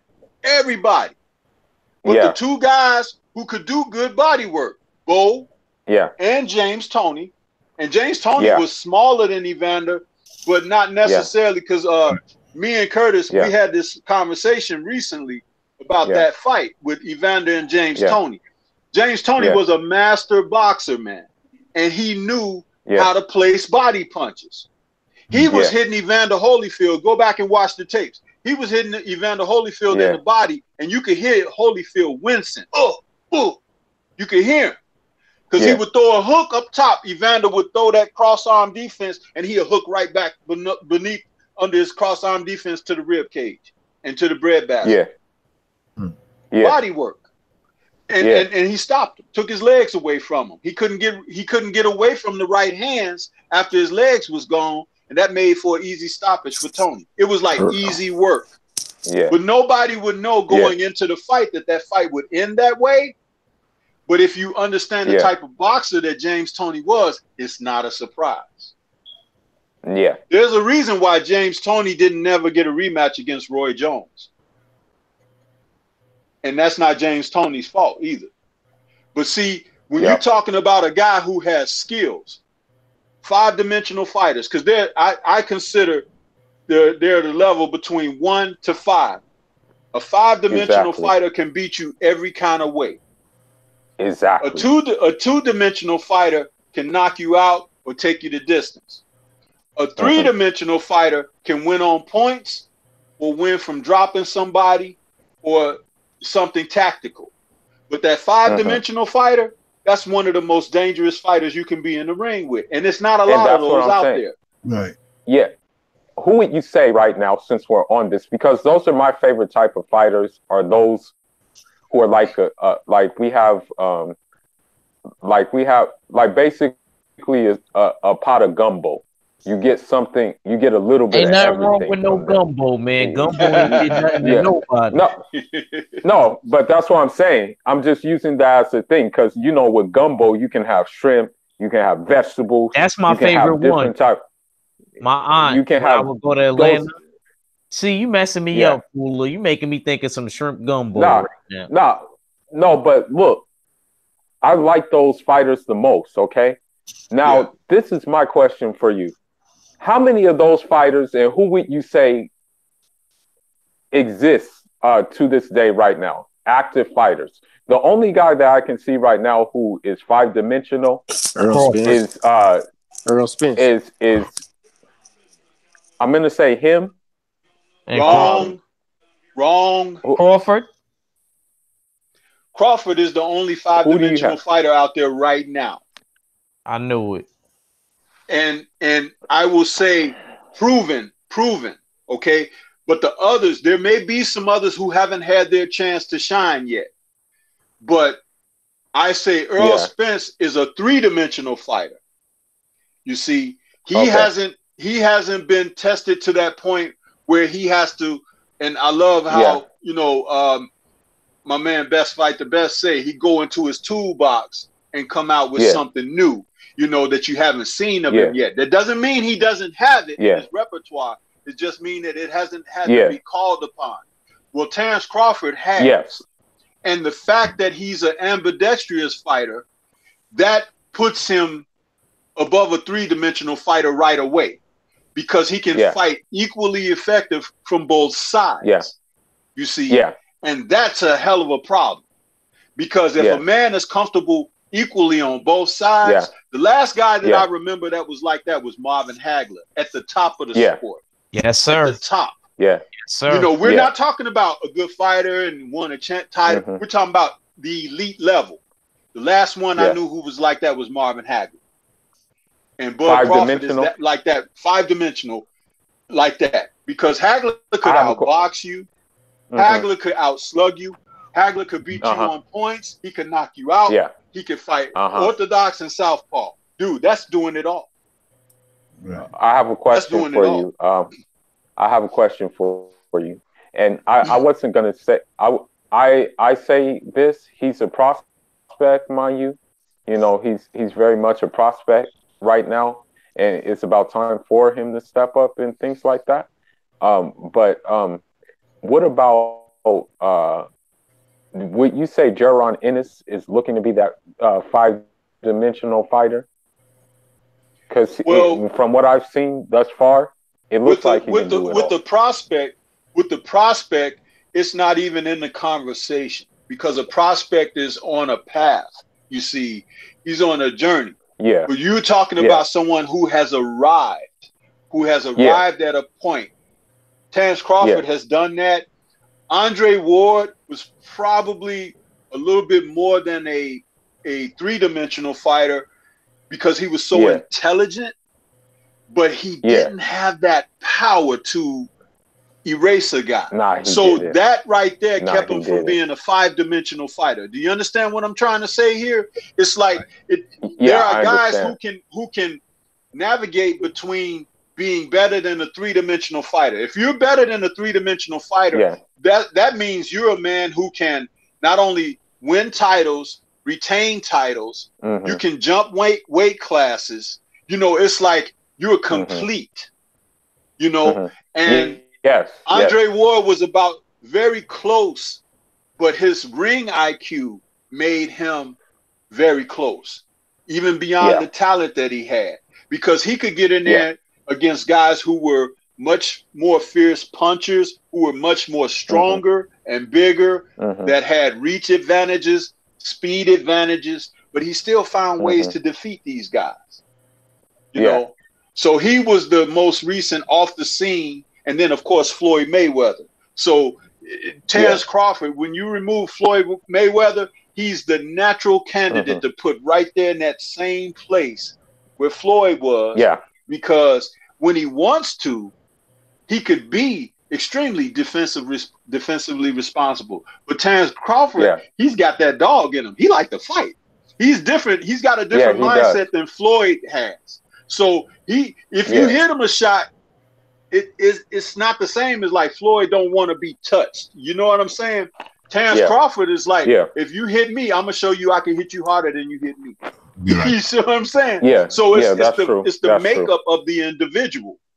But damn if he don't have those tools. But like I said, there's not a lot of guys out there. Now, Earl, we will need to see more from Earl. And damn it, if Thurman and Porter and these guys fight him, he gets his chance to show his wares. But these guys don't want to fight him.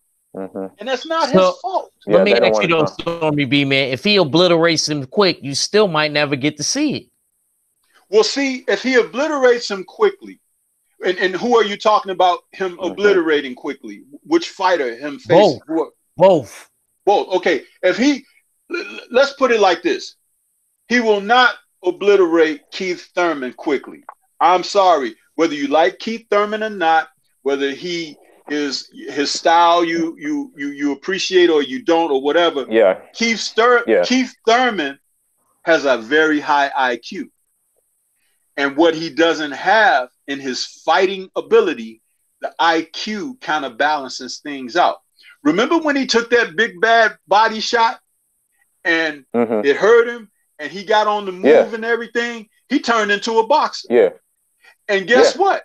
That's something you hadn't seen from him. That's something I think. Well, hold on before you say but remember he was knocking a lot of guys out, right? Yeah, but A-level fighters he didn't start to knock out though. Yeah, but listen, this guy hits him a body shot. It changed him. It made him think, oh shit, I can get hurt too. Do you understand? And sometimes, just sometimes, when that happens to a guy, he becomes more dangerous because he's not going to take the chances that you need him to take to do what you need to do to beat him. Hector Camacho, when he fought Edwin Rosario, took a left hook in the 10th, 11th round from Edwin Rosario, nearly knocked Camacho's chin off his body. I agree. Camacho never fought the way he fought before Edwin Rosario again in his life. never again. Yeah. And Camacho was very aggressive. Let me say something, Stormy B, man, before I forget my point. Go ahead. Listen, I don't think that Keith Thurman could take a solid body shot. Earl Spence is one of the best fighters today at cutting off the ring. I know that because I'm a fighter. He could cut off the ring very quickly. Also, his stamina is grade A. I don't see Keith Thurman being able to withstand anything that Earl Spence. Earl Spence has great hand positioning and he has great punch placement. That's one thing that I do know about Earl Spence. And your hand positioning and punch placement is extremely important in a bout. I promise you. I almost guarantee you, I'm willing to put money on it. He gets Keith Thurman out of there. Keith Thurman is not going to be the same man. Keith Thurman is not going to be the same man. Listen, I understand what you're trying to say. And I also understand that the support for Earl Spence, you know, and how dynamic he is, which right now he is very dynamic. But Earl Spence, you have to understand, I've been on this earth, man, 53 years. You understand? You don't look like it. You look good, champ. I have seen guys, thank you, sir. I have seen guys like Earl Spence. Earl Spence is not new to me. You know, he's fresh for you guys. Remember back in the mid to late 80s, Mike Tyson looked like a whirlwind. Nobody ever thought with what Buster Douglas did to him would be done to him. He was elusive, he could move, he was fast, he had good combinations, blah, blah, blah. Cut the ring off, everything just like Earl Spence does right now. But I will say this, Keith Thurman has very decent pop in his punches. He has good legs and movement. And I just told you about his IQ. Do you think that he's going to try to trade with the guy? I don't think so. But it would become a tactical fight. Now, in a tactical fight, this is not to say one man beats the other. The only thing I'm saying is it would bring about things where someone would have to make an adjustment. Someone will have to make an adjustment. We just haven't seen what we need to see out of certain guys, you know, because they're not facing each other. But I'm not saying that it's not possible. Let me say something real quick. Well, I just want to say this real quick before you go, Mac. Stormy B, man, I think y'all and you and other people, the viewers out there, let's not underestimate Earl Spence's ability to box. Just because he hasn't shown just because he hasn't shown you what he could do. Just because he hasn't shown you what he could do is because nobody was on his level to where he had to show you that he could do that. Earl Spence can box beautifully. You got to understand, you have to be able to box to make any type of Olympic team. I was just about to say that. And I'm going to be honest with you, me being a fighter, and I'm an amateur right now about to pursue pro, I know for a fact that is the highest level of the amateur system that you can be at. Let's keep that in mind. He was always more elite than Keith.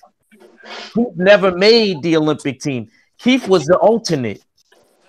Yeah. Earl Spence actually made the team. There have been guys who were outstanding amateurs. Mark Breland, who were not outstanding pros. Mark Breland. I agree.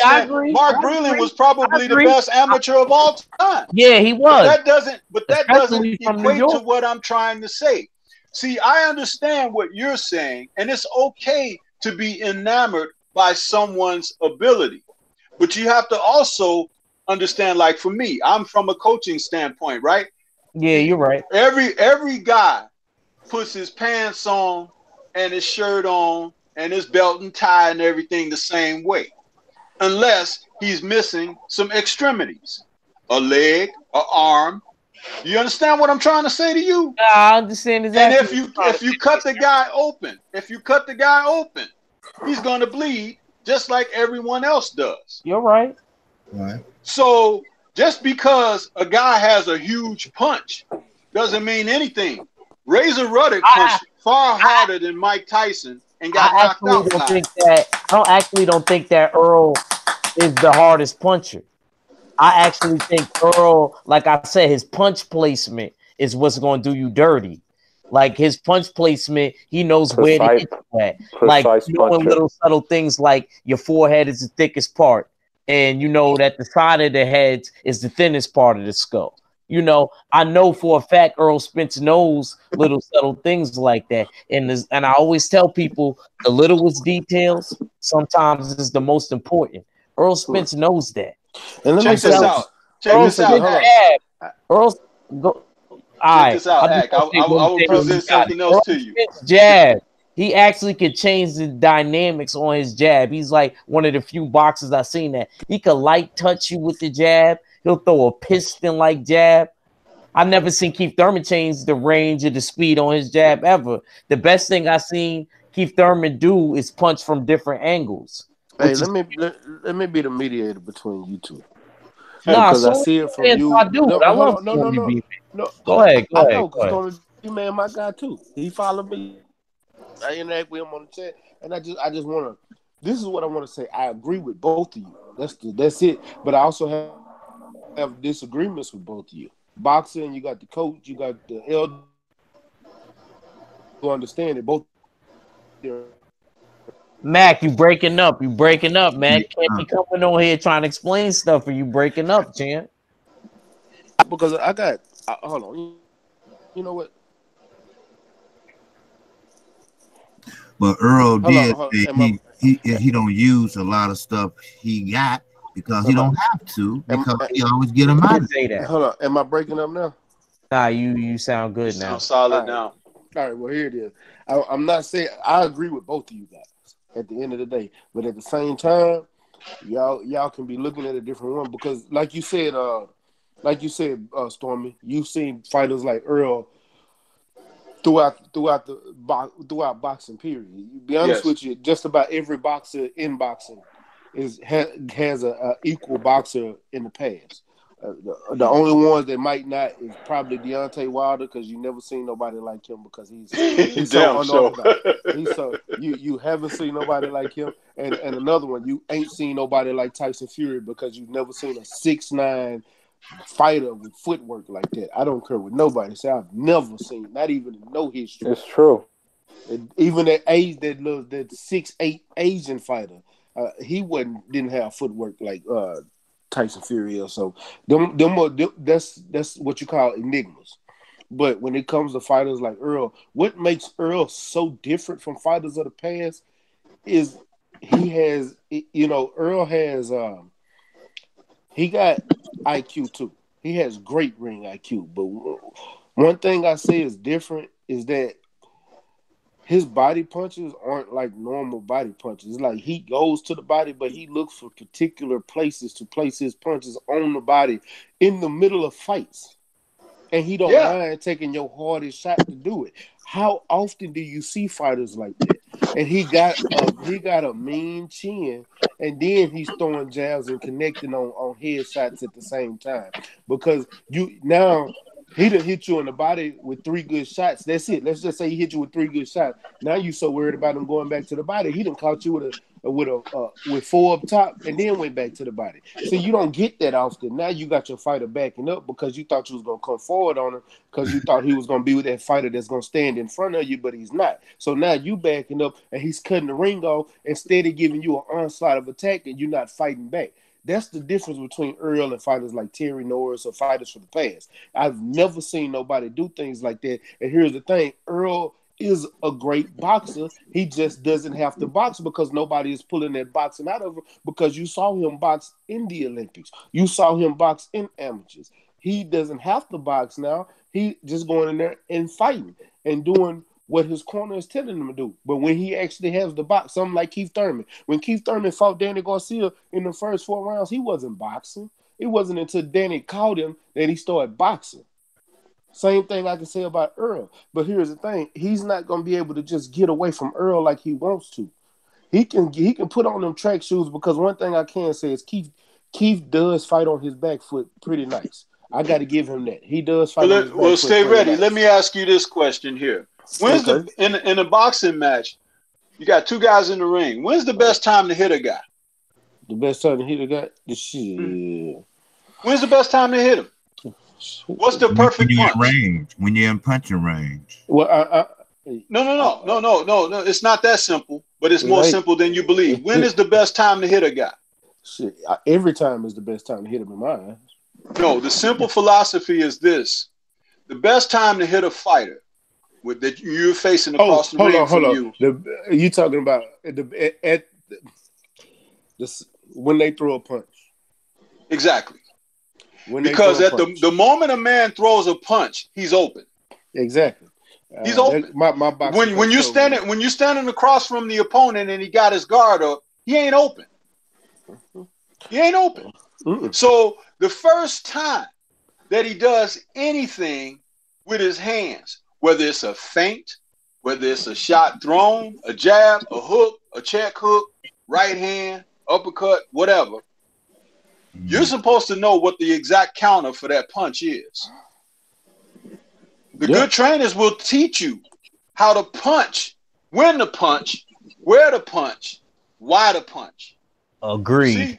So I do agree with that. Now, when you understand these things and you're a fighter, you don't fear what the other guy has coming at you when you know these things. It's only when you don't have the full package. You don't know what to do. The hardest hitting guy don't always win. You're right. It's the smartest guy who usually wins. And the thing about it is, the thing about it is, when a guy is throwing a punch, right, and he's not used to getting hit when he throws a punch, it begins to make him hesitant. Mm-hmm. Now he's got to think. Once you've got him thinking, he's all yours. Yeah.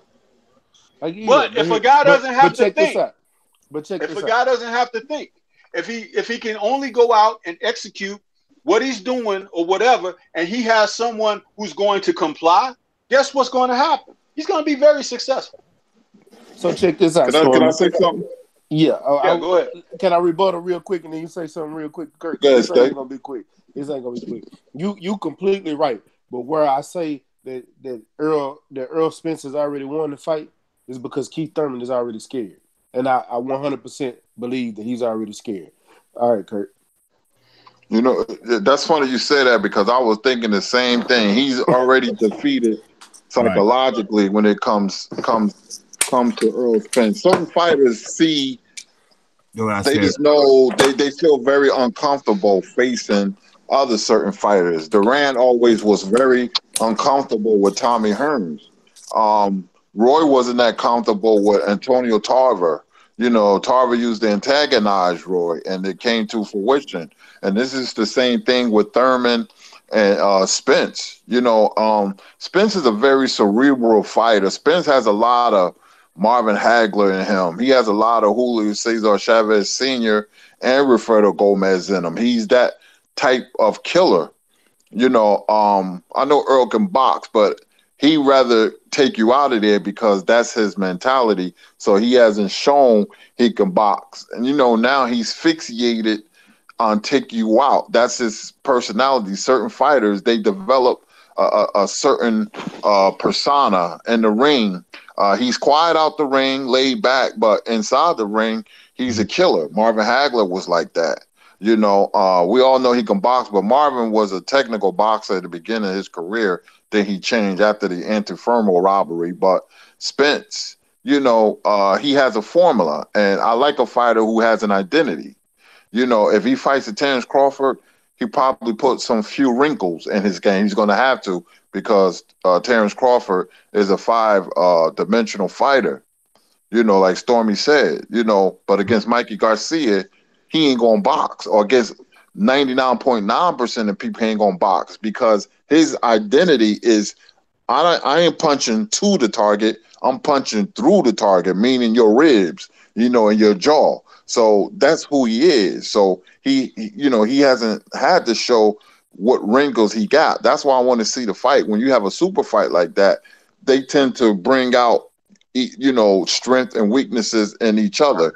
Crawford and Spinks, that is. So, you know, we don't know how good a great Crawford is until he has that signature fight. Same with Spence, because that's truly a 50-50 fight.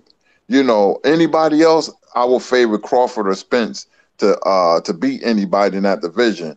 You know, so that fight I call the moment of truth. That's my name for that fight. So we gonna find out. But see, against Mikey, it's full steam ahead on March 16th.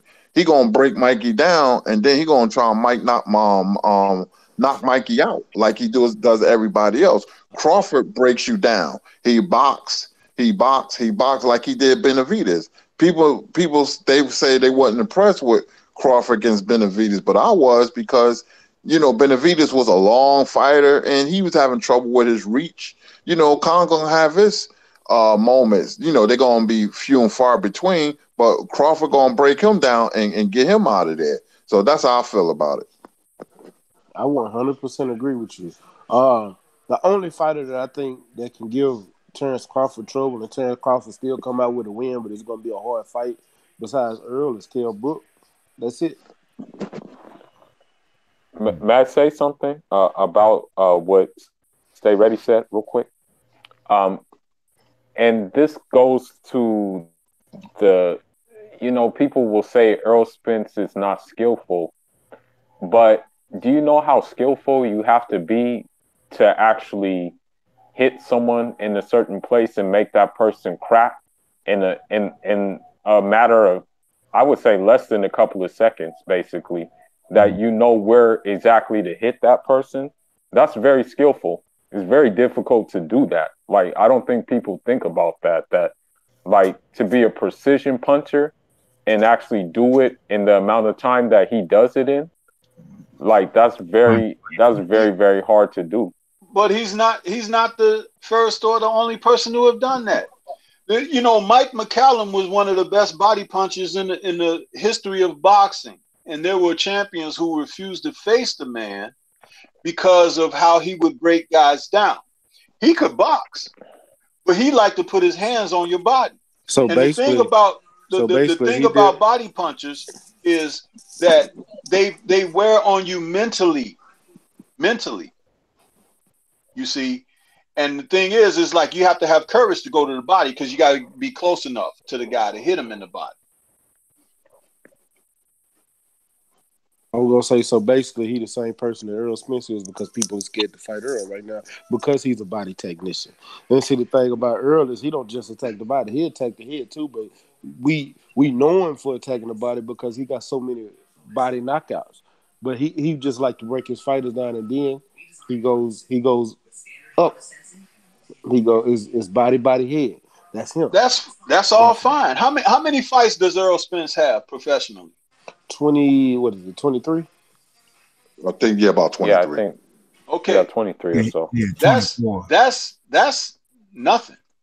That's nothing. And the funny thing about it is, imagine 23 with what? I'll take it he has about 20 knockouts or so.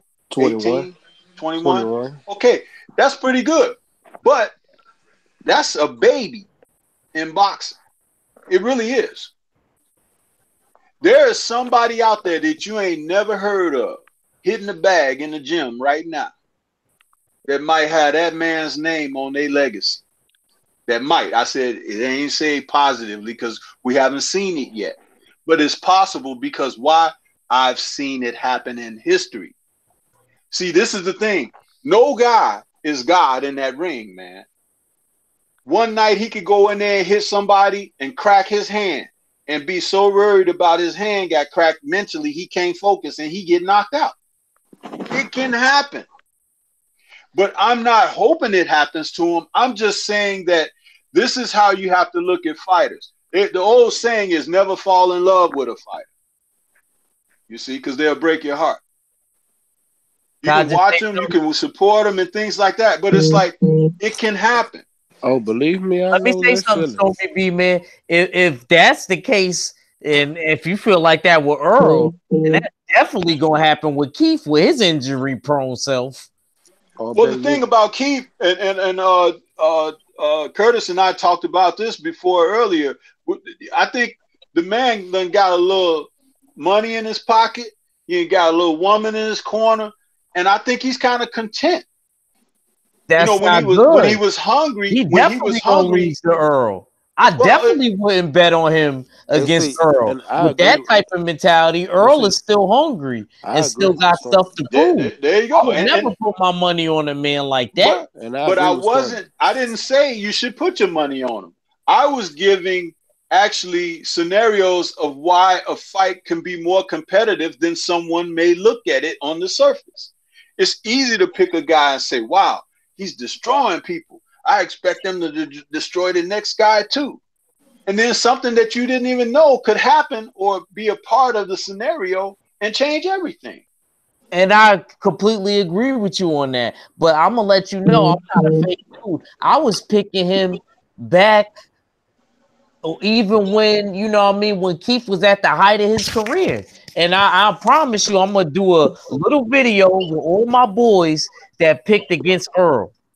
Like all of them, like literally, I had basically between all of them, I had a $300 bet because everybody had $100 on Keith Thurman.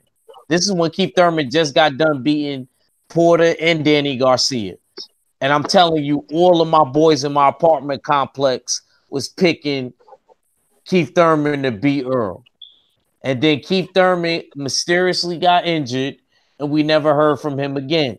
I would never bet on the dude's body that just be breaking down like that. I don't care how smart he is. If you had a tough time with Sean Porter and Danny Garcia, like, come on, man. There's no way. There's no way he can stand up to Earl Spence.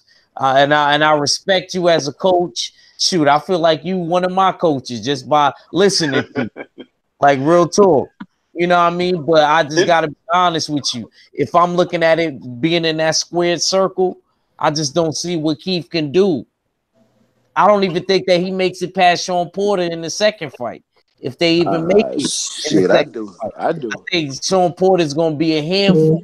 I do. Because I got a good matchup for you in the battle of broken down bodies.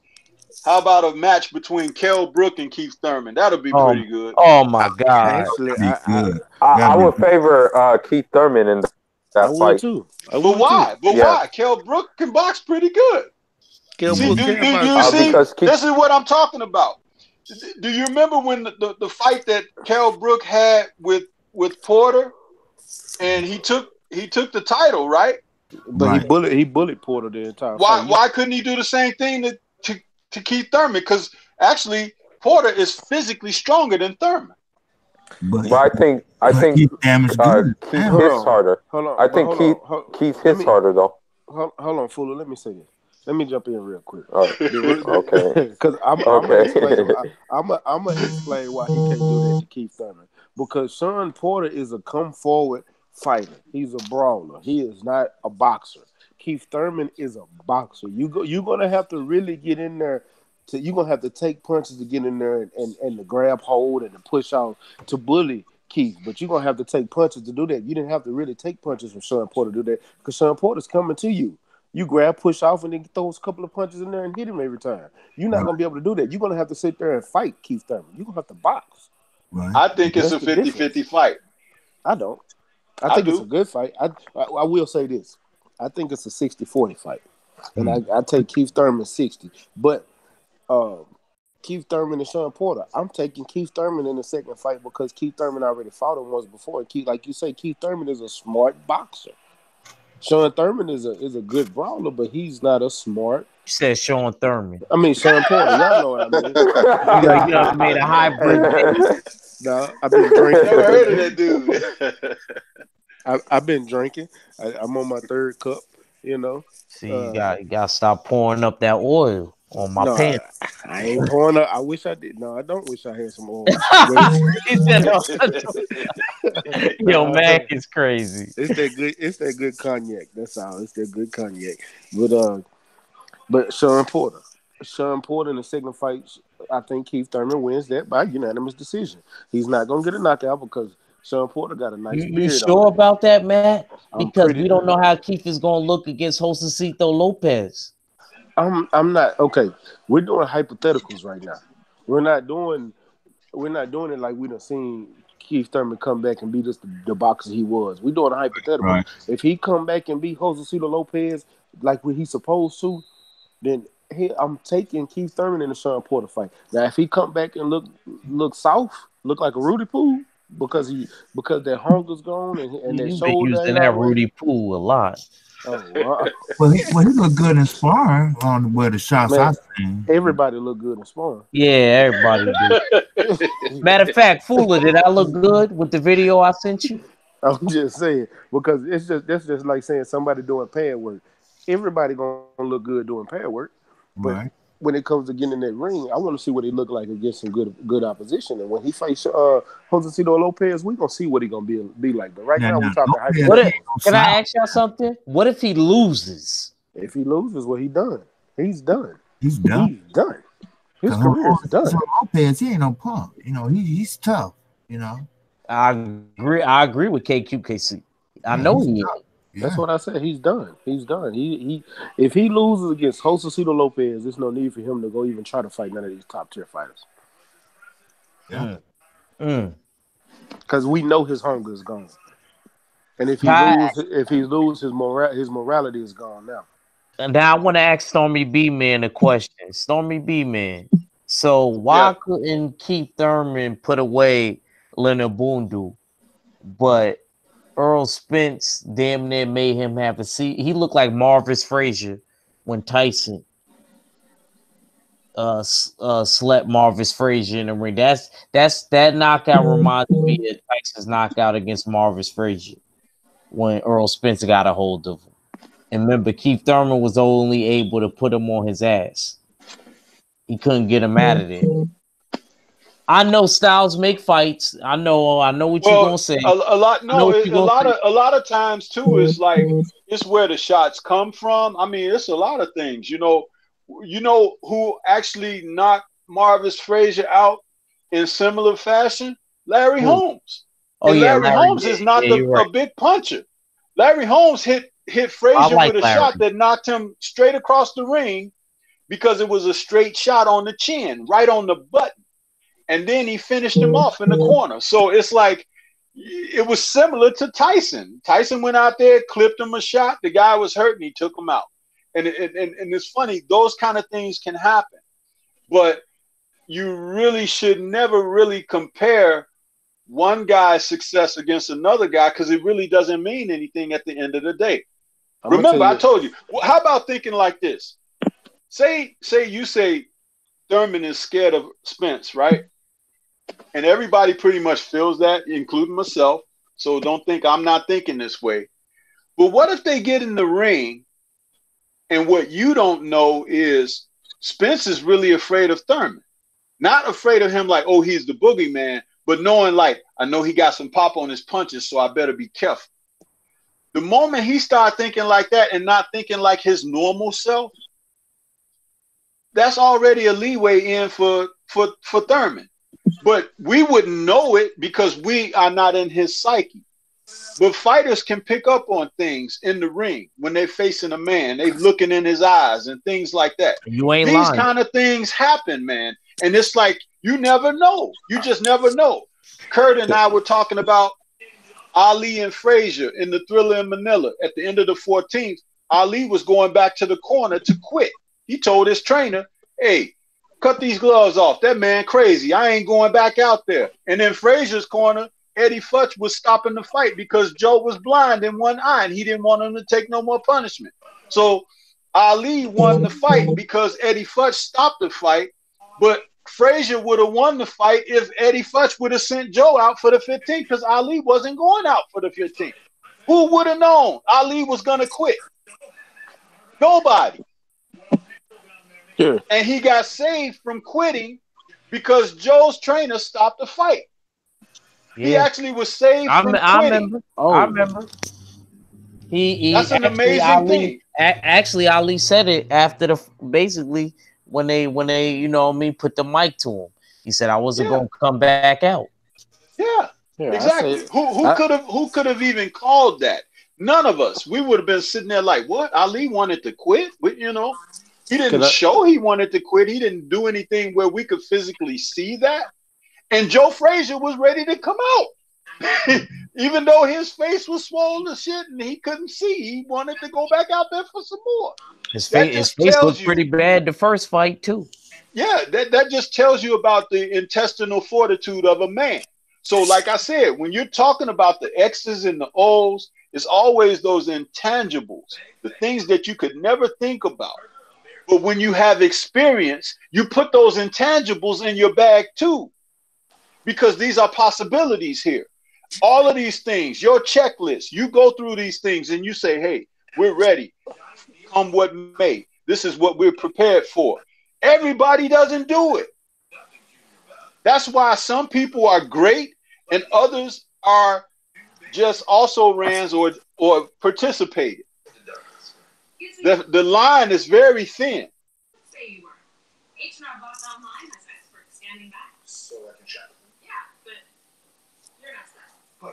Go ahead, Fuller. I know you wanted to talk. Hey, let me say something real quick. Go ahead. Go ahead. I just wanted to say this. A lot of things. This is something that we forget too. Not only the fighters got to go into the fight and fight at the end of the day. So, but one thing that also can matters in the fight, and it's a big thing that we don't talk about a lot, but coaching. Your coach can make a huge difference in the fight, especially if you got fighters like a Earl that listen to his coach. We don't talk about Keith Thurman not listen to his coaches because Keith Thurman always go in there and execute in his fights. But Keith Thurman might listen to his coaches too. With Keith and Earl, that might be one of the best fights we've ever seen, just for the simple fact that they coaches in the coaches in their corners. So they make a huge difference as well, especially if these fighters listen to their coaches. We might get a fight of the century watching them two fight. It might be a better fight than Earl and Terrence Crawford at the end of the day. But these fighters still gotta go in the ring and actually fight.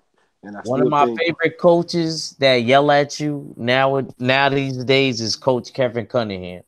I love that dude, man. Like, he will yell at you and curse you out if you ain't doing what you need to do. And I like Buddy McGirt because he'll do the same thing. Yeah, Buddy McGirt got a softer tone with doing it, but I'm gonna defend you on that because Buddy McGirt is from New York. I just like Buddy McGirt. He got a nice. I really do like Kevin Cunningham though, because he really don't play that, yo. He really don't play that. And he's not even fake. He's not shy about it. He gonna tell you what he wants you to do, and if you don't listen, he gonna curse you out. Ronnie Shields too. Yeah. Ronnie Shields, see, but him and Charlo, I could tell him and Charlo got like a father-son relationship, though. Right. You know what I mean?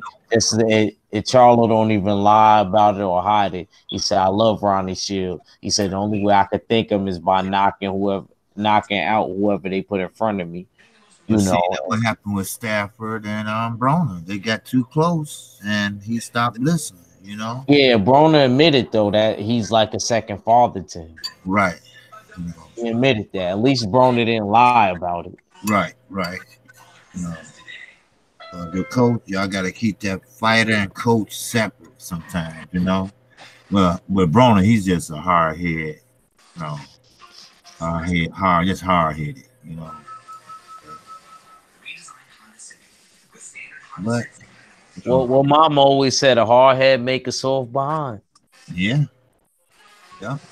And I'm really interested in this fight tomorrow. You know.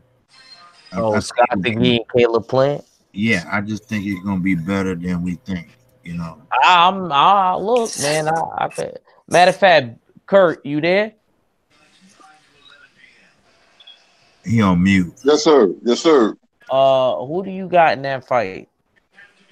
I got Uzcategui. I'm not a believer in Caleb Plant, man, unless he proves me wrong tomorrow, man. I don't think much of him, man. But, you know, Uzcategui is a flawed champion, but, you know, I do like him, his aggressiveness. You know, people ranting and raving about Caleb Plant boxing ability. I haven't seen it unless he turned into Willie Pep tomorrow or somebody like that. But Yo, Kirk, category. Kirk been a tough critic all week. He ain't playing games with y'all.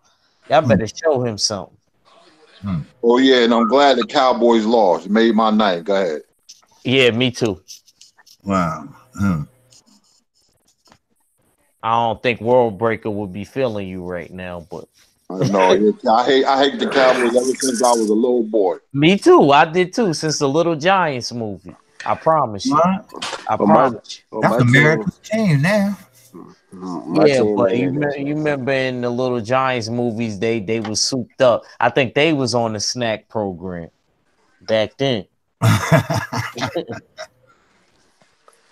Damn. You right.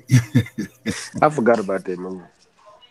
Yeah, that's why that was always Giants was always my favorite team since then. Since I was a little baby. Seriously. But Devin Haney, he looked good last night though. Oh, you want to talk about? Matter of fact, Stormy B man, what you think about Devin Haney, sir?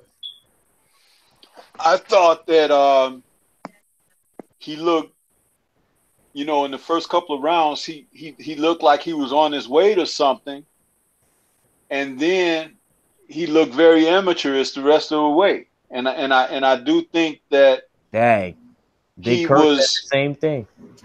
Yeah, he was very indecisive about how to go about, dealing with what was in front of him. And I think it's because he didn't know how to deal with what was in front of him. You know, that's what I was telling you in the beginning. Sometimes you need a coach to break that down to you. You having your father in your corner, which I know wasn't a boxer. Can't nobody sell me that he was a boxer. Right. Yeah. I could tell he was not a boxer. So it's going to be very hard for somebody to explain that to you on how to break that guy down to get him out of there. I feel like they just put the dad in the corner for the look. And Floyd Senior was just on the side, just looking, Shoot, I don't even think he need him in there, man. Sometimes Floyd Senior lets you get away with stuff too. Shoot, one thing I liked about Roger would tell you before Roger started getting messed up badly like that. That's why he was the one out of the brothers that was a world champion, because he could actually break down to you what to do. Well, yeah, Roger tell you, man, look, boxing's a thinking man's game. Yo, he used to tell Floyd, used to see it in the corner. He would tell him how to do stuff. Yeah. A trainer has to be able to see beyond just, the love of his protege. He has to be able to almost like, walk the minefield with him, but with the third eye, from the outside of, being able to see the things. And I think that Haney he has the tools to do what was necessary, but he wasn't given the proper instruction and everything. And the fight ended up being a lot harder for him than it had to be. Exactly. And if it's going to keep on that progressive level, he's going to incur not only like a loss early, but he could start getting beaten up unnecessarily. So Stormy, what you think if he faced Teofimo Lopez right now? Who you think wins that fight? He'd probably get overwhelmed. Wow, he said what I said. I said that too. I said no place like home, New York. He'll probably get overwhelmed, because do you see how in the middle rounds when the opponent Ndingo, whatever his name was, I can't remember his name, when he started throwing body shots at Haney paused like, oh, he's hitting somebody me to else the body. said that too. I don't remember who said that. Somebody else said the same thing. But it's a fight, man. It's a fight. People are gonna hit you in the body. People are gonna do certain things. And the thing was, he had no answers. And all it takes is for the other guy, Teofilo, is to see that hesitancy in him. He's gonna overwhelm him. I told you, fighters can see things in there when they're staring down a guy. It's like, especially if you're an aggressive type, and you can see a guy is giving up a little bit or he's giving in a little bit. That's just gonna, stir your juices even more. So go ahead. I'm gonna say, do you think him turning pro at 17 and not an extensive amateur background, that could have made a difference? Well, this is the thing about turning pro at an age like that. He could turn pro at 17, but I think that the idea is he's what, 20 right now, right? 23. 23. They should have had a plan of how to teach him as a pro. Right. See, he might be the type of guy that you need to feed a lot of like 8-round, 6-round type opponents too, because he's got to develop that comfort in the ring where he's comfortable in there, and you know, whoever he's facing, you know, somebody that's not going to hurt him, but that can give him rounds. Somebody could show him things, you know, be a little tough with him in there, and because he's got to mature. You know, we all mature in different ways. Evander Holyfield fought for a world title in his 12th pro fight against Dwight Muhammad Qawi. There ain't a cruiserweight in the world that should get in the ring in 12 fights with Dwight Muhammad Qawi. But Evander Holyfield could do that because he was pro ready, you know. And they tried to do the same thing with Tyrell Biggs, and Tyrell Biggs got beat up. So it's like in 15 pro fights, Tyrell Biggs was fighting for a world title and he got beaten up. So it's like you can't do that with everyone. Some guys need to learn how to get comfortable in there, get their feet wet, and then the power will start coming as they start maturing, you know, so you can break those fights up in increments. And that's probably what he needs, you know.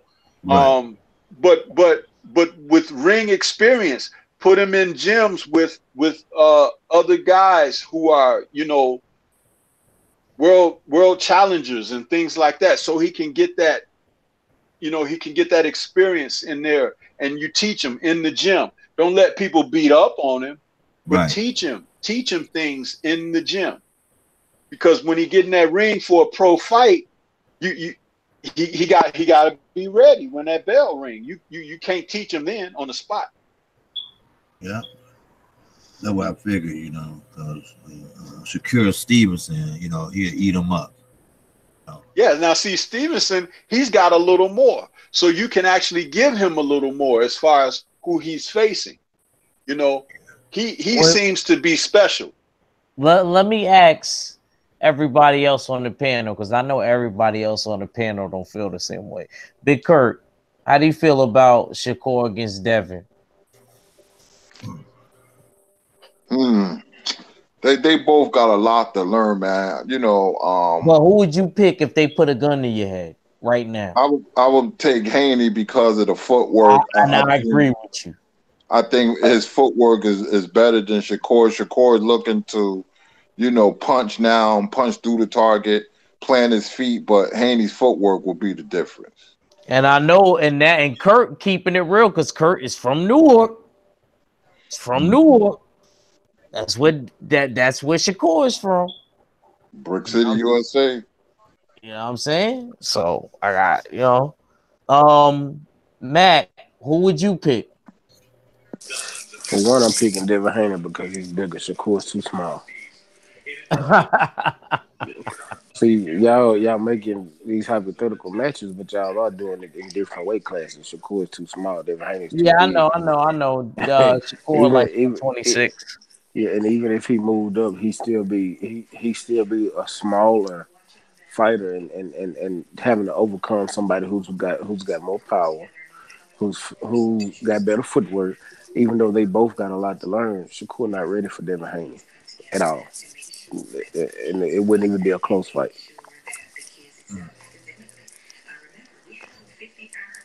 I picked Devin Haney by unanimous decision.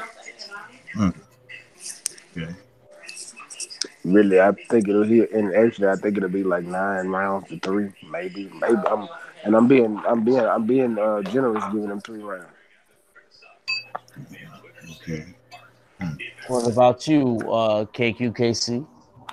Well, you know, that's why I was saying that how would he do against Shakur Stevenson? But yeah, David Haney is fast on his feet, and Shakur Stevenson came up through the amateurs, so he's gonna try to punch, like you said, through the target.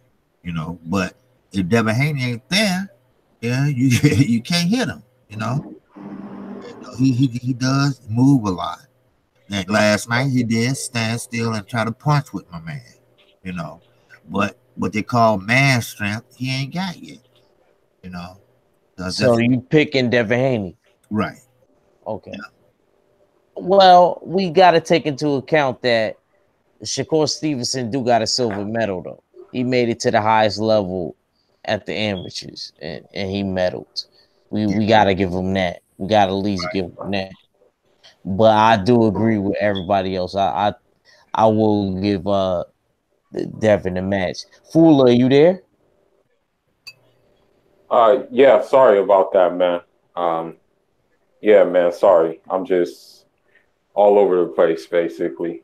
But I heard the question, and I would favor Devin Haney just based off of the particulars. Longer fighter, probably the more elusive fighter, and also just the more at this point with your own promotional, your own promotion company, and basically you having your future in your hands. Hey, Devin Haney, because let's just be honest, like, what is Top Rank gonna do with Shakur Stevenson? Like, let's just ask ourselves this question,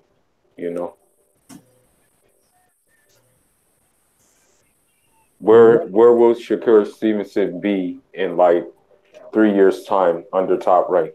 I'll tell you what, if God forbid though, but if Bob Arum passes away, which he's up there, Yeah. He might be in a better situation. We don't know. Yeah. Abel Muhammad, are you there? Bob Arum is 187 years old. Nah, he ain't no 100. He like 84, 85. He probably is. I wouldn't doubt it. Him and Morgan Freeman went to high school together. They are 195 years old. I haven't seen Don King lately. They the same age. Yeah, they all went to high school together. Yeah, it was Don King, Bob Arum, Morgan Freeman, Moses, Noah, and a couple more. Did you say Moses? Moses. Even Bob Arum was the host DJ at the Boston Tea Party. That's how old he is. Damn. That's how old that dude is. Ball with Sean Connery. Nah, don't get that Sean Connery. That's my man's right there, man. I like Sean Connery too, but Nah, man. Like, who'd you pick again? I remember I asked you that earlier. Who'd you pick again, Battle Rifle? Guys, I'm gonna be honest. I had completely spaced out. Did they happen? Did they fight already? Who? They sparred. No. Devin Haney.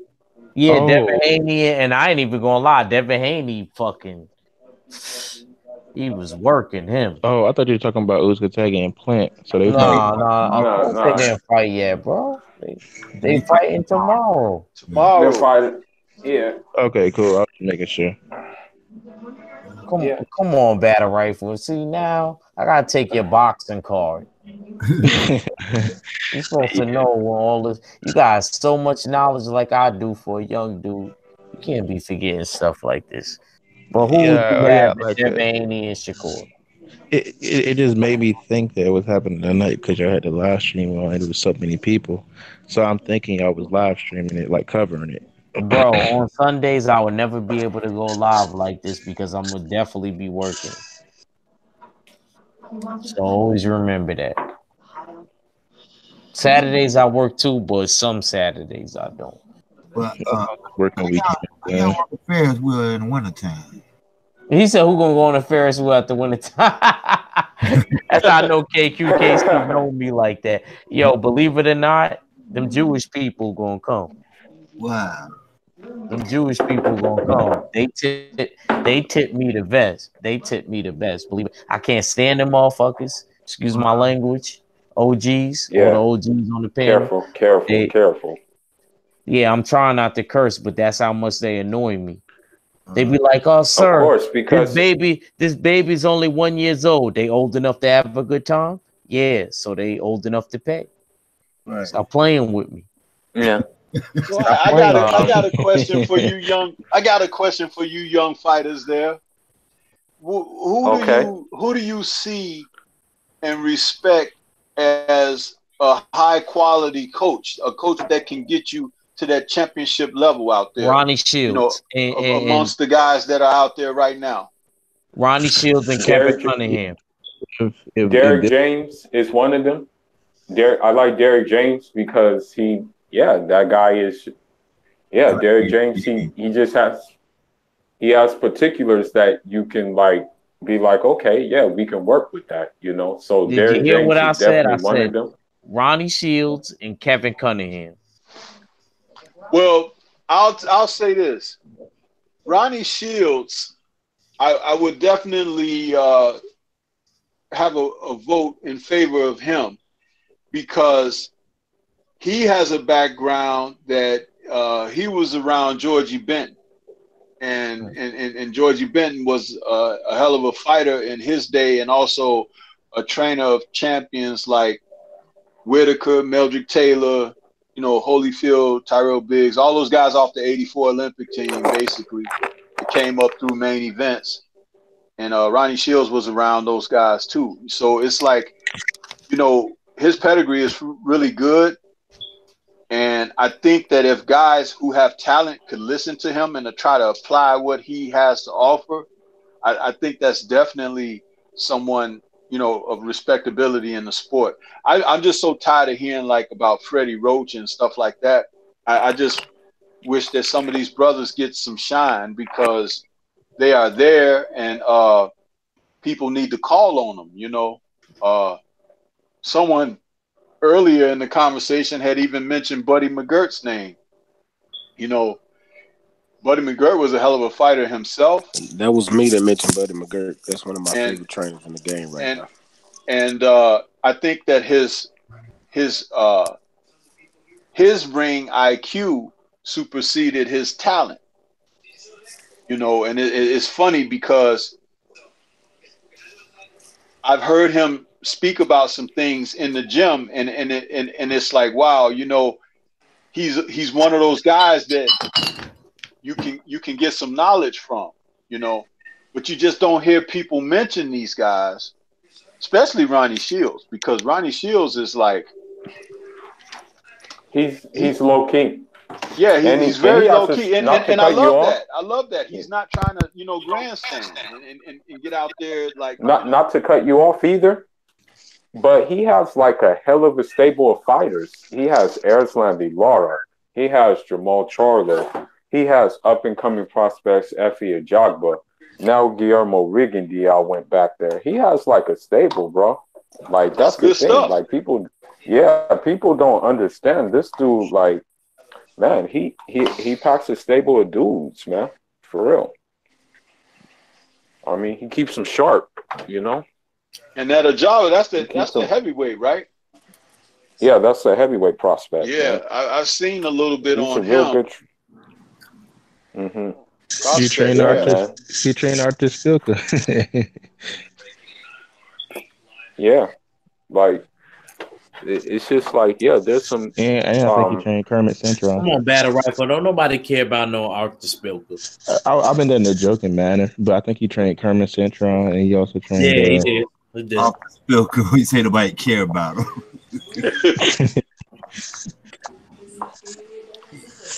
Yeah, but yeah, man, those I just like. There was a video that I watched about Derek James. Like, he explained his concept behind Earl Spence's defense, and so I said, yeah, this dude definitely knows what he's talking about.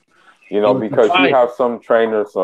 You have some trainers, and I hate to say his name, but you have. Don't say it. Fable. You talking about Fable? No, you have coaches like Teddy Roach, who say, well, we went in there with a game plan. Our plan was just to throw a lot of punches. I don't care if he gets hit in the head. Defense is not really one of our part of the thing. Although he got hit in the head a lot, I thought we won the fight. I thought we won 8 rounds at least. Exactly what he does with every single fight he loses. He says that same thing. I thought we won the fight. I thought we won. So when Pacquiao got knocked out. Yeah, exactly. He said, I didn't think he was going to break it up. Yeah, exactly. I got another trainer by the name of Al Mitchell. Who does he train? He only trains one fighter now. He trains Michaela Myers. But I think at the time, what was happening was he was training alongside other trainers. Just like but mostly he teach you the ropes. He teach you everything from the ground up. But at the same time, like when it came to like his gym, it just wasn't a lot of fighters that was coming to his gym around the time. So I think he trained alongside other trainers like Buddy McGirt and let's see, I think he trained Ronnie Shields too. But so the thing is, he's actually trained Vernon Forrest from the ground up. And he trained Jermaine Taylor. He still trains now. It's just that his stable is not as big. I think he just needs to get that stable back up. It just wasn't a lot of people that was fighting out of Georgia. So, yo, Battle Rifle, while you on training, you become a fighter, man. I mean, I can do that. This is the thing is I'm just getting myself set up, bro. It's just where I'm at right now. It's just not a lot of good training gyms. We have like a lot of MMA gyms where I'm at exactly. Why don't you try to holler at Keith and then Berman? Holler at sometime. Why? Holler at Keith. I'm do that. Yeah. Just invite the dude out to the mountains like Axel and meditate or whatever. I got some news. You guys probably already heard it. I'm not looking forward to it. It's just Triple BS, G? But yeah, And stupid Canelo? crap. Yeah, it's like they need each other, bro. It's like they need each other, bro. Like at this point, you can see that they need each other, dude. Like at this point in time. And I might have to delete this episode. Fuck the WBC, even though my favorite color is green. Because we back Canelo. WBC stands for We Back Canelo. That's what that stands for. Like, bro, you should know this dude was supposed to fight Charlo. Take him out of the rankings.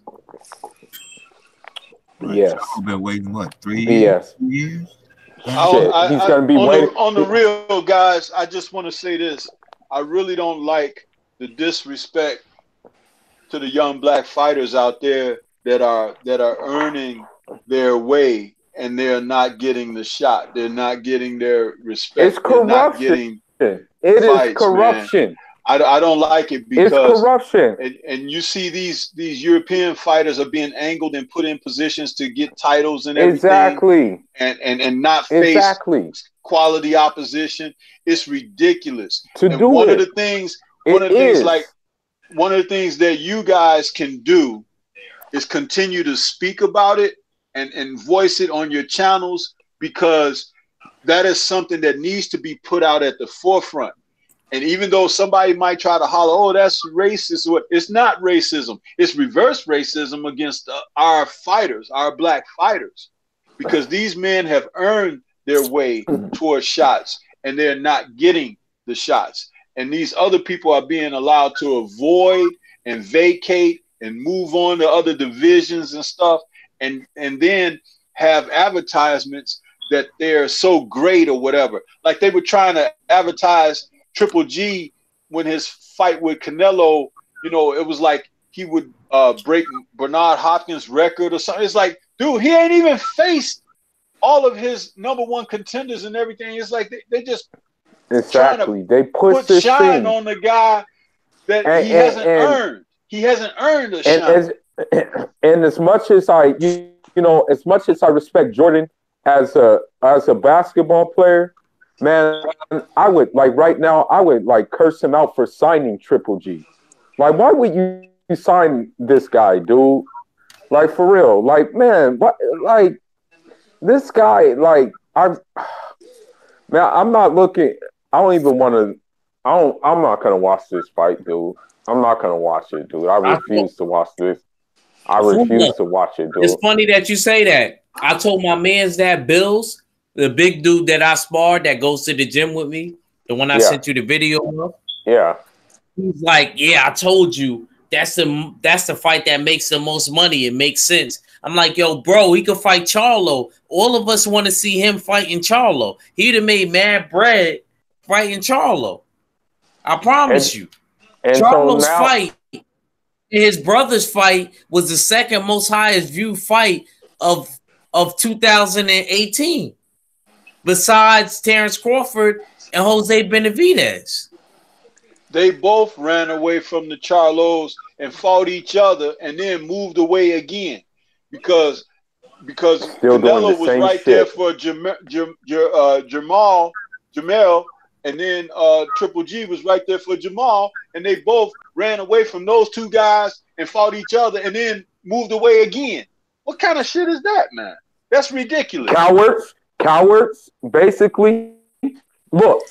At this point in time now, I hate to say it, and I really don't want to say this. But at this point in time now, dudes should just like black fighters. I'm saying black fighters, since it seems like it's not going to happen. You know, they're making it obvious it's not going to happen. They need to just like try to fight each other and unify these belts. Because at this time, that makes the most sense instead of waiting for these dudes to try to like have a change of like heart and say, oh, I think I'll fight him. You know, because if we wait for these dudes to do that, they're going to wait for them to have walking sticks and be in wheelchairs to fight them. So they just need to mess around and just like, yep. Like, how are you? This makes no sense to me. How do you order a Triple G versus Charlo fight and the winner gets Canelo, but then you mess around and now you're just like basically contradicting yourself, and you're basically going against what you said and making this fight happen. Like, that makes no sense. If you weren't gonna go like by what you said you were gonna go, then why even say it, man? Why even say something like that?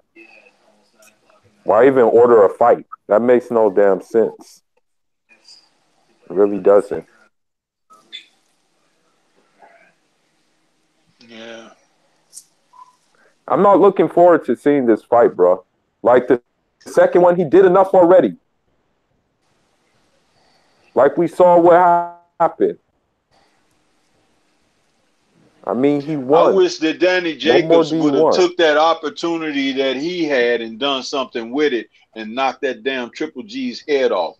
I wish he would have done it. The problem is he waited to turn on the gas. That was his problem. He respected him way too much. He should have just went in there and said, "The hell with this dude." And Danny Jacobs lacks temperament, that killer instinct. He don't have that dog in him, man. And I was shocked because Triple G was ripe for the pickings, and he didn't take advantage of it. Right. That was his calling, and he missed it. Yeah. I hate to say it, but he wasn't able to stand up and finish the fight against him. But Kell Brook exposed a lot when he was in there with Triple G. He exposed a lot, and I mean, like, that's a welterweight. You know what I mean? Just imagine what one of the Charlos would do to that dude. Sandblast him. And you know what's crazy? And I was I'm like, man, this dude is a straight coward. So I was like, okay, it's okay for Kell Brook to move up and fight him, right? But there's many interviews where Erislandy Lara is saying, I would give Triple G a lot of problems. I would fight Triple G. Triple G, let's fight. You have Abel Sanchez who said, "Oh no, Erislandy Lara fight would be bad for boxing. It wouldn't be a fight that we would want, and things like that." But you mess around and fight like Adama. Nobody. You mess around and fight Usman Adama. It's someone who's nobody's ever heard before, and someone who's not even a 160 pounder. You know, it's just ridiculous with this dude, man. It really is. Yeah, that Abel Sanchez, you know, every chance you get, you should crap on him too, because that dude is a racist, and he's out there spreading that ill will, black fighters don't sell, and all of that crap, man. It's like, if I'm being a trainer facing one of his fighters in the corner, I'd be like, man, we gotta glove him up too, he and you, because that guy, he's bad for boxing. When you talk about somebody bad for boxing, Abel Sanchez is bad for boxing. Because every time somebody stick a mic in front of his face, they do boxing a disjustice. They do. And this. You shouldn't give this Abel Sanchez no mic no more, man. You remember when he said Andre Ward shouldn't fight Triple G? He said if he actually goes up and fights Andre Ward and beats Triple G, who's gonna fight next? Klitschko. That's what I'm saying. You should not even say anything to that guy. And honestly, he doesn't even have a stable of fighters. He doesn't have a stable of good guys. He had a stable. I'm just being real. He had a stable. They're all trash. They're all trash though. His stable right now is trash. Like his whole stable right now is nobody wants to work with Abel Sanchez. 2 got knocked out and 2 got dominated. So exactly, that's what I'm saying. That's all you need to know right there. That's all you need to know. And that's the thing. I mean, at this point, actually, I think it's 3. 3 got knocked out. Yeah, 3 dudes got knocked out on his stable. It was Ryan Martin. What was the guy? Ryan Martin didn't get stopped. He couldn't fight because of pre-existing injury. I don't know about that, bro. He looked like he was. It's not a theory. It's a fact, bro. He hurt his hand.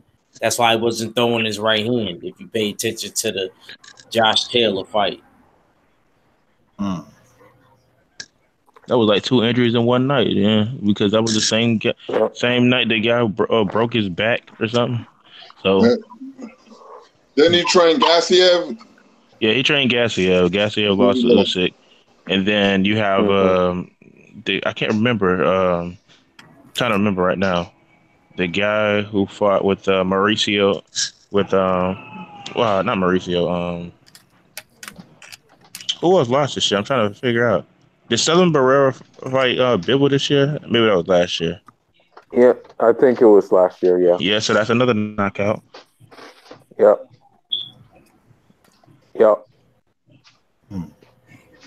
Yeah. Anybody who trains with Abel Sanchez, you better be ready to get done up. And you know what's funny? He does that Big Bear high altitude training. My ass that it works because it hasn't produced any results. Alex Cicero, that's his name. He got knocked out by Maurice Hooker. Yep. Alex Cicero. I was trying to figure out his name, but I couldn't remember. Yeah, training in Big Bear. That doesn't even matter. Everybody train up at trash. Big Bear. It's trash. No, he want his fighters to be offensive and action fighters. That's why he said that comment about black fighters. But you see, it doesn't work. He wants them to be aggressive and action fighters, and it don't work. They get knocked out. Did you know what the top selling PvP of all time is? Yeah, I make pay-per-views all the time. They're all black.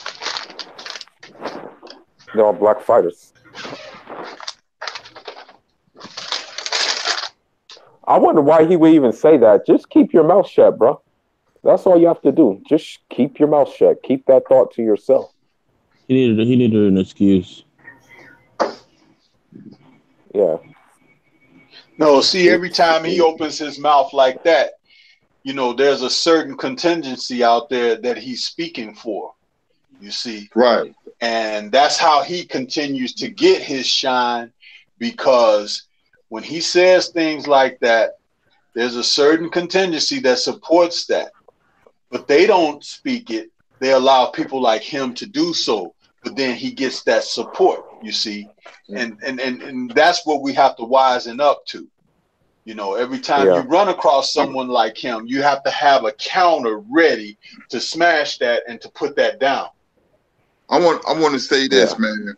That old run and born style. See, when Lomachenko do it, is an art form, but you know you have to be careful because I know where it comes from. They seen years and years of domination from fighters who fight in that fashion, in that style, and they can't deal with it because naturally they don't have the athleticism, they don't have the perpetual and rhythmic motion to deal with it. So they talk about it, and they don't like it because no matter what fighter they have, you know, they can't deal with a guy who can box and move. They can't do it. You know, it's fighters from a certain country. I'm always arguing with their fans. Talk about standing like a man. I say, no, you don't do that. This is boxing. Boxing is an art form. You have to counter whatever he brings to the table. You know, but they can't. They can only brawl. They can only stand there and brawl. That's it. I remember you was on BDA. Kurt, seen you arguing. I've been on BDA, and I'm gonna be honest. Like the guys I like to talk to is mostly just Jimmy. You know the Italian guy who you spoke with. Yeah. Who was on? Jimmy is actually the coolest guy. Like he's actually one guy who actually boxed, and he respects the old fighters, and he just loves to talk to old fights. But I think I get along with Recognized too. But other than that, I think most of it people have it out for me. Me and King Bucho be going at it, and there's this guy, I forget his name. He thinks he's from the UK, and he's always going on and on. Especially Precise Presenter. I think that's the other guy. He changed his name. I forget his name, but he said that, oh, I hate Andre Ward because he's a dirty fighter. And I was like, bruh, you have to be honest with yourself. When it comes to boxing, when it comes to the top level, some of the greatest fighters have been dirtiest of the dirtiest. And then I was like, well, let me ask you, have you, who do you like?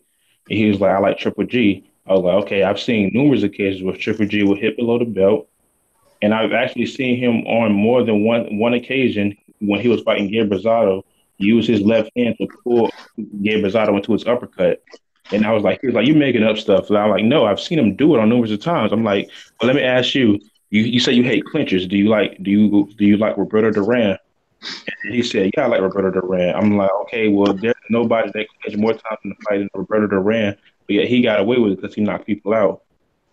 And then he was like, you're making up stuff. I'm like, no, I'm not, bro. You just don't want to see it. You just take on the side to hate on this dude. Roberto Duran need Kim Buchanan and the growing. He broke it. Nah, you right. Kurt, you know my uncle and my dad was actually at that fight. Oh, they was at that fight? Wow. Yeah, they was actually at that fight. They got treated to that fight by their coach. He broke his testicle. So see that right there. How could you break a man's testicle? That has to be a knee. And plus, I've seen when he fought Davey Moore, he thumbed Davey Moore in the eye, then he went to the body. He did Hagler the same way. He thumbed Hagler. That's what swelled Hagler eye. So Duran used to thumb people. He was smart. You know, people get away with it, they're going to do it. But they don't like black fighters. I was arguing with that dude, man. I wanted to punch him right in the face, man, for real. I ain't gonna front. I never got to see that actual video because I didn't know where it was. I was looking for it. It should still be up on the channel. Yeah, we got into it bad, man. I started cursing and all that, man. I didn't want to do that. Battle rifle. You know which one it is? Could you send it to me? It's on the page. I can look for it though.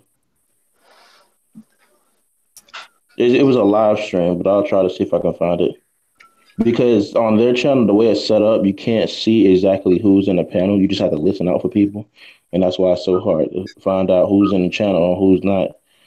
Well, I would never go on their page because I'll be cursing like a sailor. Yeah, me too. I was like, you know what? You know, so the World Breaker went on there because I asked for a debate. And then they was like Curtis Anderson. They thought I was World Breaker, so they invited him. And then Strike Ron told me. So I went on with World Breaker. You know, the World Breaker was cool. You know, he was like just talking about boxing. Then when I got on there, and then I started going at it immediately. You know, the Newark came out of me. So, you know, I started, you know, ranting and raving and cursing and everything. He said the Newark came out of me. Because they got an agenda. Their agenda is to hate black fighters. Nobody wants to see. Now they tired of seeing black fighters dominate. Why do you think the Eastern European fighters don't fight each other? They on cold. They know what they doing. They ain't calling out each other. They ain't fighting each other. You ain't lying. They ain't about that's not a coincidence. That's you know that's on purpose. Man, who's sending me a text? I put a link in the Hangout. Oh, okay. You know, Mike Garcia fought Bruner. He fought Easter. Now he called out Spence. All three guys is black. And for what I understand, they call him Mike the Black Killer. That's what they call him. Oh, okay. Yo, just send it to me. You know me. Battle rifle. Just send it to me. Send it to me directly, like being your Hangout. Because I can't get it that way and then pop up. Mm-hmm. That man Kurt eating them Ruffles. He said Kurt got some eats. You heard? Oh yeah, I'm eating spaghetti. And that's crazy, Kurt. I'm eating spaghetti too. My girl made spaghetti. I swear to God. I swear to God. Y'all be baking the spaghetti, like putting the cheese on it? Nah, she put like a few different cheeses on it, and she make it with the meatballs because she can't be putting them sausages in it because I don't eat pork. I was just about to say that. I thought I was like, you don't eat pork? I don't. So that's why she only made it with the meatballs. And she my wife made this meal. She made this. Her friend at her job made it. But my wife, we go to Lindy's. That's like a seafood where you buy shrimp by the pounds. You know, so we get the scallops and the shrimp and the pasta, man, angel hair pasta. And she'll cook it by what, garlic and flavoring, man. She put all kinds of stuff in it. Man, that thing be so delicious. I should have told her make it today, but well, obviously it's too late, man. But that's one of my favorite meals, man. Let me ask you something, Kurt. Since you in Jersey, I heard there's this spot where you could pick up like mad seafood. I don't know what it's called. They say you could get all type of stuff there. Like, I gotta know the name. I don't know. I don't know the name. That's what I'm asking you. I don't know. I think it's in It might. I don't know if it's in Patterson or if it's in Newark. Because you know that's what my peoples is. Patterson, Newark, and Camden on my dad's side. Hey, Kirk, is there a Boston fish market there? No, we got a lot of fish markets, not one particular name. You know, most of them is real good, man. You know, we got a lot of seafood spots, but we got this place called Ambassadors. It's like a chickens. It's like about 4 stores, you know, and it's so good, man. We call it crack chicken, man. They sell the batter by itself. That's how good it is, man. That line be out the door, man. They got fish, shrimp, and chicken. Matter of fact, I'm gonna go get some Ambassadors get like a tray of shrimp and stuff. Damn. It's funny you say that because we have like a chicken here we call crack chicken. Me personally, I don't like it because Hold on, that. I've been sitting here quiet. You want some chicken? He said you Nah, want some chicken. what I was Come on to Texas, baby. Come on to Texas. I ain't coming to Texas. Y'all gonna have me looking like Tank. Y'all gonna have me in that hole like Tank. I'm gonna blow up to like 173. look, look like big boy before he lost all that weight. Yo, I just want to know if he gonna be good on the scale. You know what? I've been seeing Tank in the gym lately, and he's getting smaller. So I think he will. Okay. I haven't really seen him, but See, I've been one paying, thing that I did really hear, paying attention real close to his training count. Adrian Broner sparred him for this camp. Adrian Broner sparred Rollies, also my other Cuban brother. So Rolly got to show me something. He got to stop fighting Rudy Pools too. I ain't go front, but Rolly, I ain't go front. He does fight a lot of Rudy Pools, I though. like, hey That's all man, he's been fighting. He sparred Richard Hitchison, and he was hitting Richard Hitchison with some shit. The only person I've said hold on, that. time out. But he got but sparring and in that ring is two different things. I know that, but I go for it. I just felt like Richard Hitchison is very skilled. That's one Haitian dude that's very skilled. Everybody's skilled until they get hit in the mouth. Yeah, because Rollies was hit. And the reason why I can say that is because there was this conversation where Tank, him, all of them was on the phone, Little B-Hop, and Richard Hitchison was just talking crazy to Rollies. Oh, I remember that. And they was copping a plea basically to Teofimo. So that's how I know Teofimo was the OG.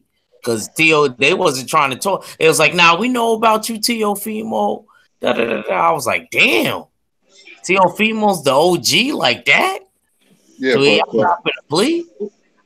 But all them dudes, man, they gotta show me more. I ain't ready to crown them yet. I ain't crowning nobody either.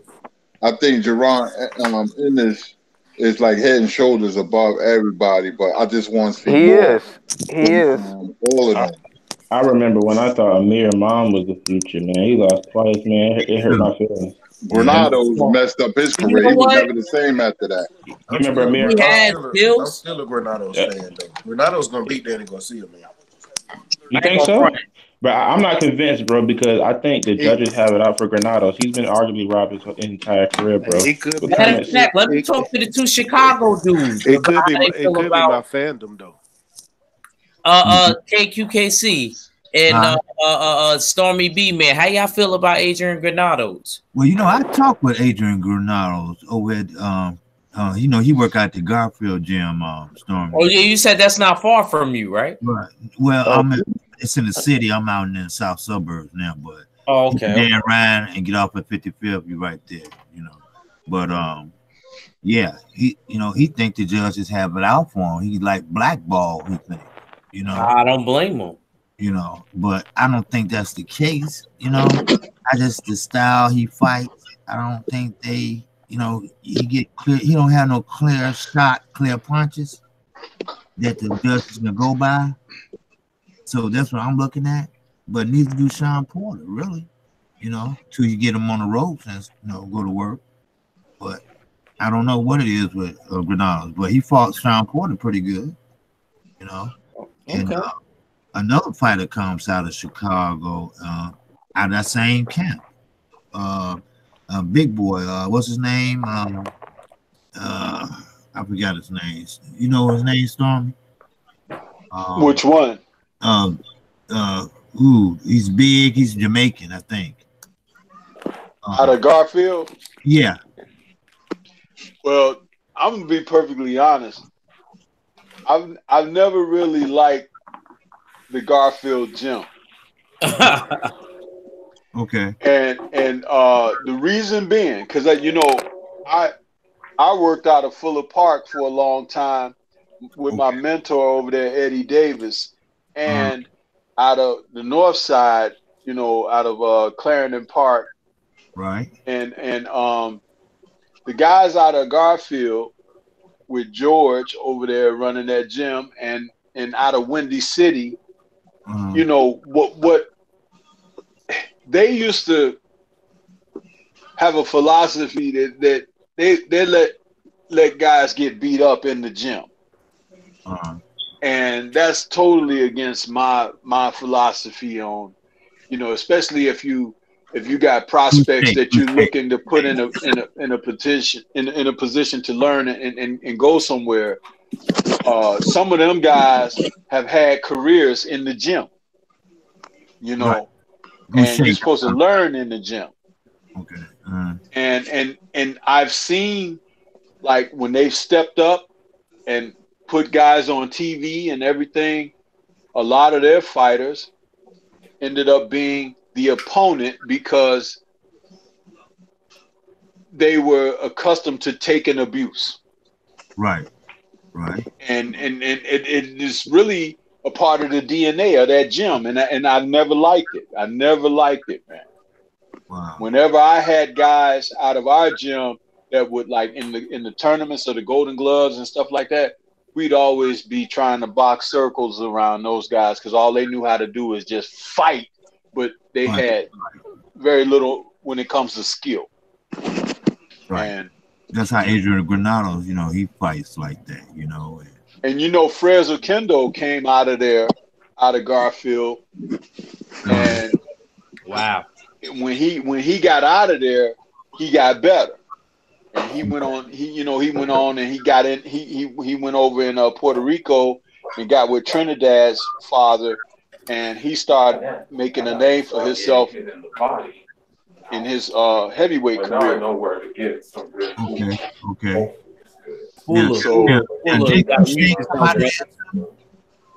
was that? Did Goucher come out of Garfield? I'm not sure. Yeah, I'm trying to think. Goucher, I think, yeah. He's from Chicago. I think he came out of Garfield. I'm not for sure though. But yeah, Granado said he think, hey, they got out for him. Him and Adrian Broner hung out for a few times, but it just was partying. That's all. But yeah, I think he need to get out of there too. But I heard the guys mention Imam a little earlier, and I thought I had two feelings about Imam. I thought he was going to be something, but what I didn't like was he fought with his hands down, and he was again one of those guys, trying to use a shoulder roll defense and stuff like that. It's one of the things that I kind of didn't like that Mayweather made that popular because they don't know how to do it right. They don't know how to do it right. They don't know how to do it. Guys be getting their ass whooped. That is so true. Guys are getting their ass whooped because they're not doing it properly.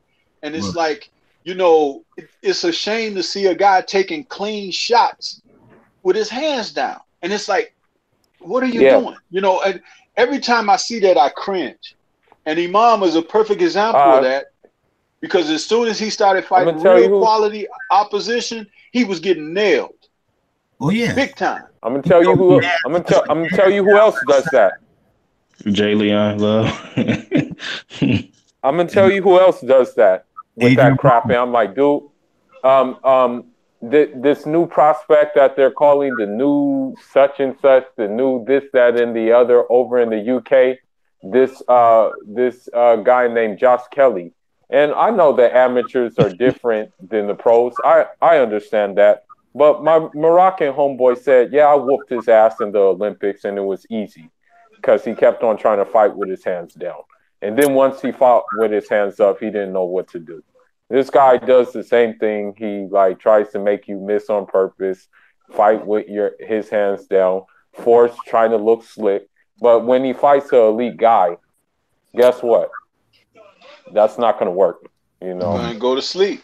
Only fighters fight with their hands down. You got to be super skilled, like a Mayweather or a Roy Jones or Muhammad Ali. They can do it, but not too many people can. Right. I feel like people have the wrong mindset when it comes to fighting behind the shoulder like Felicia. Because when you look at fighters like way back then, what's a good example like Georgie Benton. Georgie Good Like point. Georgie, he didn't fight exclusively his hands down. It's like a fold. Sometimes he would block with his hands up, and sometimes he put his hands down. That So and Mayweather actually did the same thing. you're not supposed to come. Yeah, he fought with his hands up in the Sometimes amateurs. Mayweather would switch from the high guard to the shell. It's not even that. In the amateurs, he fought almost exclusively with his hands up. He would put his hands down to like sometimes to smother his opponent because if you can smother your opponent without just clenching him. You can just stick his shoulder in their face. But it's Matter of illegal. fact, But it's illegal in the amateurs, so you can't do it that Mayweather many did it times. in the Robert Guerrero fight. He fought with his hands up sometimes, Yeah, then he went into the shell. that's another thing because you don't see a lot of people trying to use this like let's say the shell. I guess people like to call it the Philly shell against southpaw because they could come across your shoulder because they could just step around you. That's why usually when Floyd, I'm actually surprised you knew that, young man. yeah, that's The that's shoulder exactly roll why. actually doesn't really work that well if you fight a lefty. Not to be giving out Easter eggs like that. It actually doesn't. Yeah, It it's works. very few fighters It that works can. 100% better when you're fighting another righty. So you're actually right. Right. Yeah, Broner used to try to do that shoulder roll, and he just couldn't get it right. He would get popped all the time, right in the face.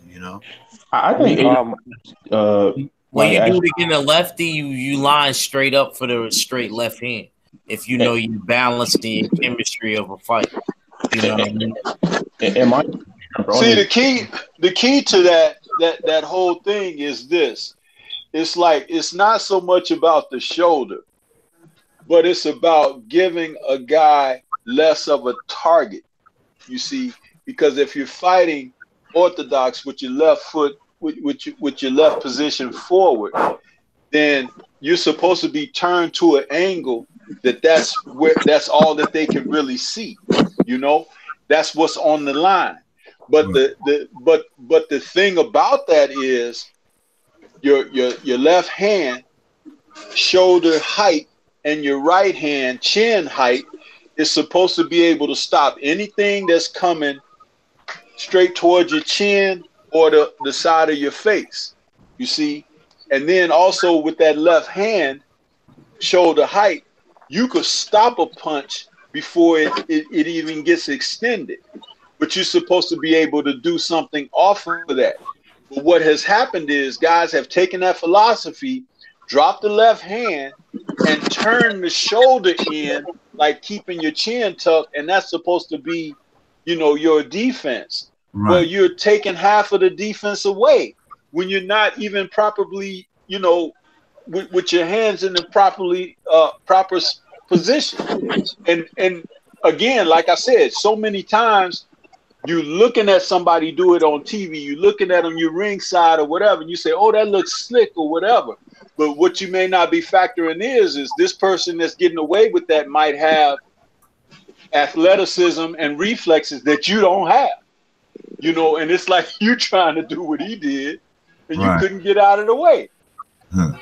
Floyd had more athleticism and reflexes than his dad or Roger had.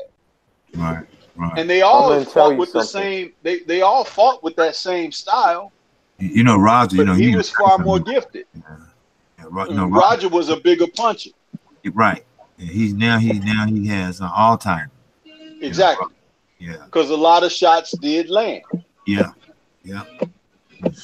those Chavez fights made him like that. I'm Maybe gonna that tell you something.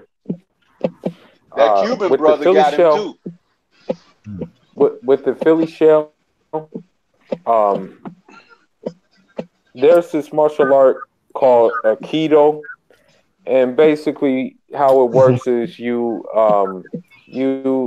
basically throwing off your opponent's center of mass, and it makes them like basically you use their momentum against them. With the Philly shell, it's also a defensive tool, right? But it's also to throw your opponent's center of mass off, because when Floyd does the Philly shell, most of the time he's coming back with something, because he threw the dude off. When you see it with the Canelo fight, he was using that Philly shell, but usually, guess what? he was coming with something to the head because Canelo's momentum led to his head being stuck out. So Floyd Mayweather was actually able to catch him. You know, But I watched that fight funny. a lot. Hey, Fuller, it's funny that you mentioned that because that's actually the wrong martial art to apply to boxing. If you were going to apply the proper martial art to boxing, it would be Wing Chun, because Wing Chun is all about your hands being out front and at short distance in close proximity. And they teach you how to execute power from your wrist, your shoulder, your elbow, your waist to the sole of your foot. Yeah. So Wing Chun is the one that should be on principle great for boxing. And a lot of people don't understand that, because even the way that you turn, when you turn the body, it's the same way that a boxer would turn, but the hands are slightly positioned differently. You see, and I actually studied Wing Chun when I was a kid growing up. Let me ask you, is Wing Chun the technique that Bruce Lee and Ip Man? Yeah. Exactly. Oh, okay, I'm just making sure. I know Kurt knows.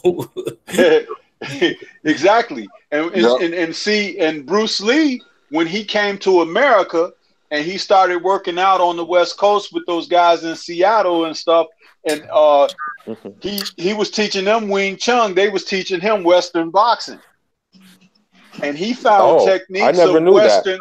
Yeah, he found techniques of Western boxing to apply to his Chinese kung fu, and he was showing them Eastern with the Wing Chun, and it worked hand in hand because of the fluidity and the upper body movement. And see, that's something. If you know how to position your body, again, when it comes to defending, that's what's so great about the old boxers. They mastered that because they knew that they could stand, and Kurt, he and I talked about this recently too. They could stand right in front of each other, a step away from each other, and throw punches, slip punches, and not get hit because they know what movements to make. You know, that's why when you watch the old fights, they're so intense and they're so there's something mesmerizing about them because of the technique. You don't see guys winging big shots and lumbering shots, arm punches. You see short shots with snap and shoulder popping behind a shot or whatever, because these guys are throwing punches with the proper leverage. 8 punches, 8-inch punches, 6-inch punches, shots traveling a short distance with a lot of velocity, with a lot of power on it, a lot of snap. And the add-on with Stormy B Man is saying, he's definitely right about that, because look at that shot that Charlo landed on Hugo Centennial, and think about who his trainer is, Ronnie Shields. It was so short. That was like the shortest left hook I seen in 2018. Go ahead, Kurt. No, go ahead. Finish up. No, I was just saying that was like I understand what Stormy B Man was just saying, because like that's something that you do learn from like an old school dude or old school trainer. Like my uncle really was the one that taught me how to sit down on my shots and my punches and like that. I never felt like I would ever be a power puncher. You know what I'm saying? I'm not going to sit here and say I'm a power puncher, but shoot, maybe other people might view me as that. I feel like I just land at the right place and at the right time. It's the distribution of the power and the technique and the placement, because bones break at 8 pounds pressure. That's nothing. A child has 8 pounds of pressure. You understand? Yeah. So if you can break bones at 8 pounds pressure, understand that it doesn't take much to knock a guy out with a shot. You just have to throw it properly. Eddie Futch knocked a guy out at the age of 84 years old in a parking lot. They were arguing over a parking spot. Eddie Futch pulled in, and this young man came up to him, talking to him, and aggressive, like he wanted to hurt Eddie Futch, and he went to draw back and throw a punch, and Eddie Futch hit him with a jab on the chin and knocked him out in the parking lot. Wow. Knocked him out cold. I want to say this. What you was... Go ahead. No, go ahead. No, you go ahead. Go ahead and say what you want to say. I want to say this, what you were saying about Bruce Lee. People forget that, you know, he used to watch hours and hours of film on Ali. His wife said it, Linda Lee. You know, he was obsessed over Muhammad Ali because it fascinated him that a big man could move around the ring. So he incorporated in his martial art, and plus on the movie screen. He loved footwork. His wife said that he wanted to fight him. I wouldn't be surprised because, you know, he marveled at Ali, and, you know, Bruce Lee had his own, he created his own style, Jeet Kune Do, you know, but, you know, talking Stormy B said about the old fighters, that's true, because even though Joe Louis wasn't the heaviest puncher, but out of any fighter I've seen in history, technical wise, how to throw a punch while turning your waist and twisting your shoulders and all that, he was the best at it. That's why they call him master of the 6-inch punch. And Max Mellon found out the hard way when he cracked his vertebrae. Joe Louis was a deadly puncher, man. Deadly. Yeah. Jackie Blackburn. You ain't lying. I actually rewatched that fight after the panel that we had earlier because you brought it up. And I actually felt bad for Max Mellon. You know what I'm saying? I was like, God. I mean, well, he knocked him out the first time, so he really shouldn't feel bad. Nah, but it's like but Joe Louis wasn't screaming to where you would make your girlfriend scared about you going back into another fight or something like that. You know what I'm saying? Excuse me, I'm gonna have to make a run, man. I'll be right back, okay? Oh, go ahead, bro. Go ahead. Ain't nobody on right now. We gonna keep it flowing. All right. Stormy B, man, first time on my panel. You know what I mean? You know, I like having you on the panel, brother. You know what I mean? I don't know why you wasn't getting the links before. Yeah, I wasn't getting them, and the best way for me, I guess, is just to go the way of Hangout, so that, you know. Yeah, that's. But I got you. I added you about that. I added you on the Hangout. So, Brian, you downloaded the app? I've been had Hangout, but before, you remember you were trying to send the link to my email, and I wasn't getting it. No. I'm saying the first time I sent it to you on the Hangout, but I don't think that you added me on the Hangout. I think you got to add me and set my invitation first, and then the second time I try to send it to you through your email. The second time. Okay. I might have got confused with that, but yeah, Hangout is the best way for me. But I appreciate you guys having me on. Just like I told Kurt, I said, hey man, I love talking boxing, man. I can talk boxing until I fall asleep, man. That's just the way it is for me. I'm the same. Because I have so much going on in my head. It's amazing. My mentor here in Chicago, Eddie Futch. I'm Eddie Davis. Excuse me. I'm sorry. Eddie told me years ago. I think I was in my late 20s when he and I first came across one another, and we found out we knew a lot of same people. He knew my dad's trainer, Didi, here in Chicago, and it's funny. He said, "Man, you just got a mind for boxing." It was like you can see stuff, you know, and it was like it's like a gift I have, you know. I've got that cerebral side of it. It's like I understand it to a further degree, and I don't just see it so simply, you know. And I have that same interest in martial arts as well, because boxing is a martial art, and all of that is connective. That's why I said earlier about Wing Chun being the perfect counter for boxing from the Eastern philosophy, because it offers a lot of the same principles. Yeah. I'll have to look at some more video on the Wing Chun, basically. Yeah. So let me ask y'all something. Stormy B, man, how you feel about the Adrian Broner and Pacquiao fight, sir? Well, if this could be a fight where Adrian Broner finally decided to let his hands go and fight, you could have something interesting there. But I don't believe a leopard can change his spots. So I just think that he's going to end up getting overwhelmed by Pacquiao. I don't think Pacquiao can knock him out, but you could possibly see Adrian Broner stop on his stool for the first time in his career. Because Manny Pacquiao, you know what's funny? People underestimate something about him. Is like, you know, if he gets going and say somebody's got some feedback going really loud there. If he gets going really good, he gets even more brave and more aggressive, and he can hurt you in there. It's like he is a little guy, but he has big man in him. So it's like AB can't do like he did against Mikey.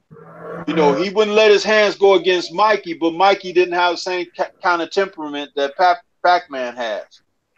Pac-Man can really embarrass him if he's not letting his hands go. He got to fight this man back. If he don't fight him back, he's going to get overwhelmed.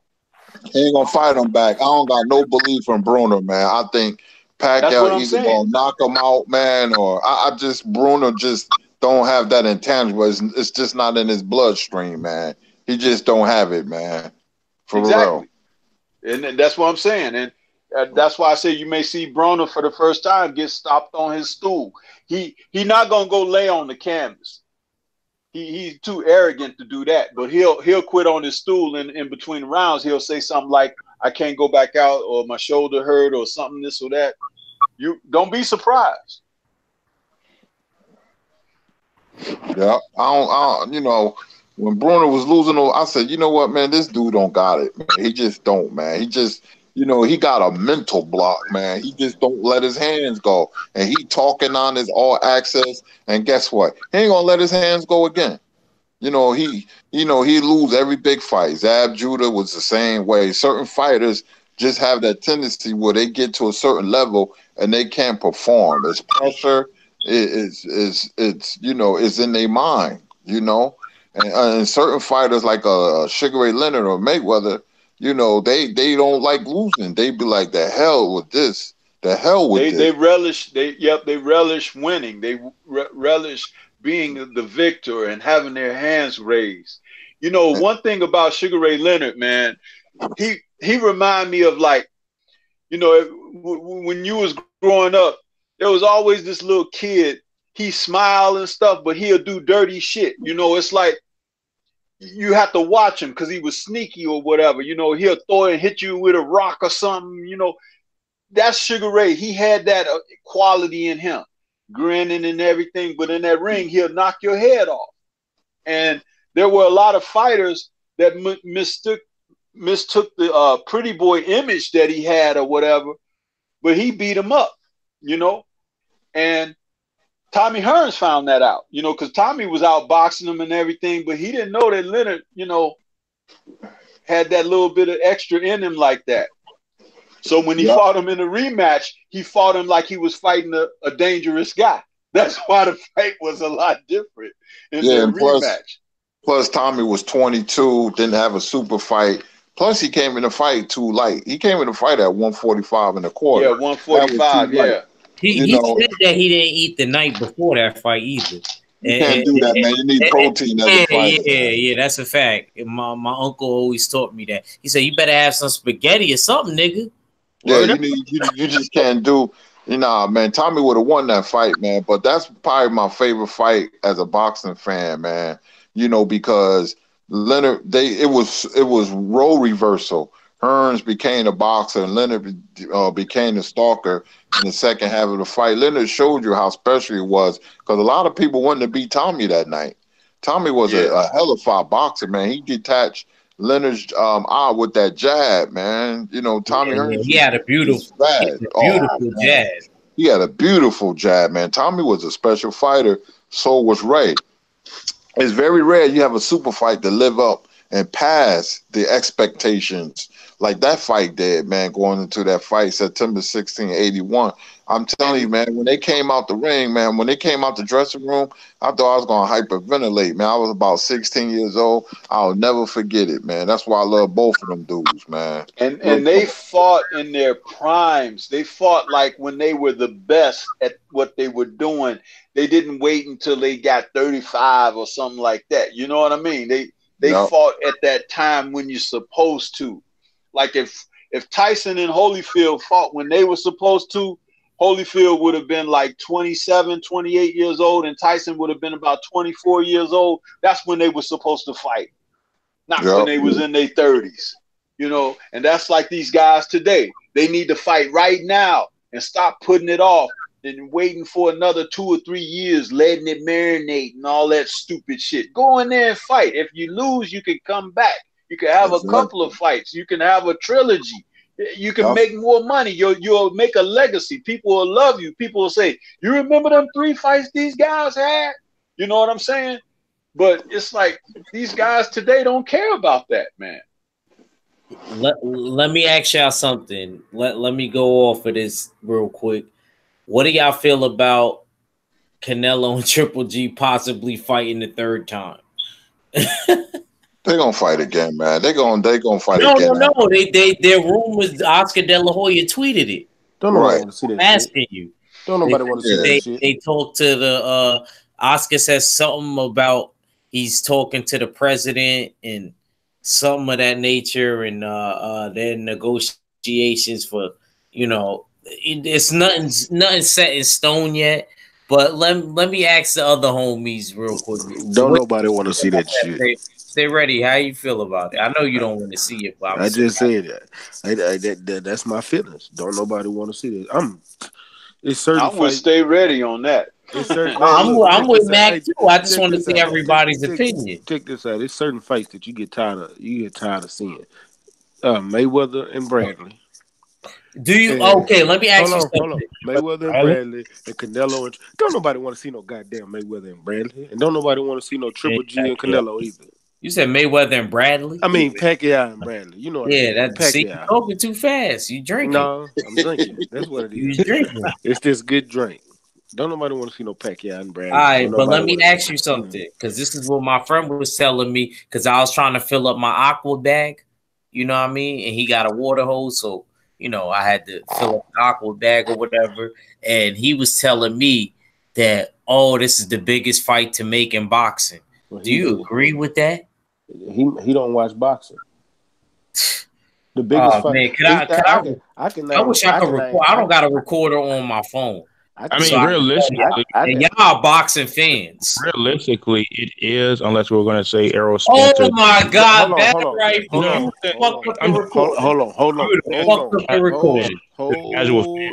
Battle rifle. Hold on. We don't like it, of course, but I'm saying to the casual fans, they're probably going to pay for like a 3rd time. Battle rifle. I can name 5 fights that can generate more money, even for the casual fan, than Triple G and Canelo. Right now.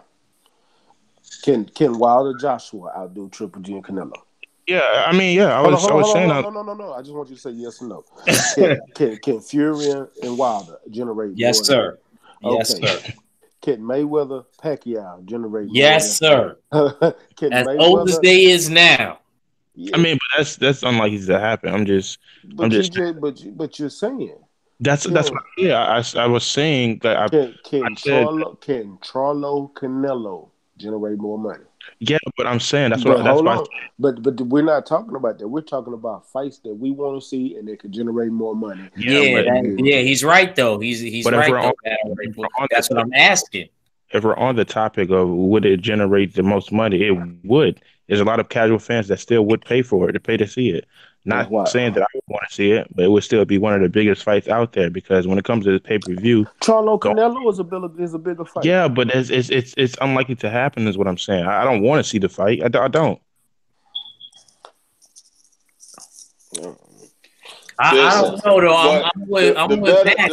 I with Matt on that though. I feel like there is more fights that he named even though they casuals. Like I'm telling you, yo, if I ask my girl if she was sleeping right now, she would want to see the Charlo fight and the Canelo fight just because of the few things that I said. And she's not no box. I'm telling you, she don't watch boxing. Hold on, watch this. Terrence Crawford, Keith Thurman. Not even Earl Spence. Terrence Crawford, Keith Thurman is a bigger fight.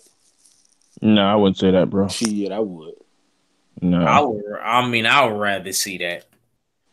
I mean, I'd rather see Cinnamon fight the Charlo brother that's on 154, and I'd rather see Triple G fight the Charlo brother that's at 160. Right there, there's two good fights right there that should be facing each other. Right there. You said Jared Hurd, or You said Jared Hurd fight, Jamel? No, I said the Charlo brother that's at 154. He's saying Mel versus Canelo, basically, and then Maul versus Triple G.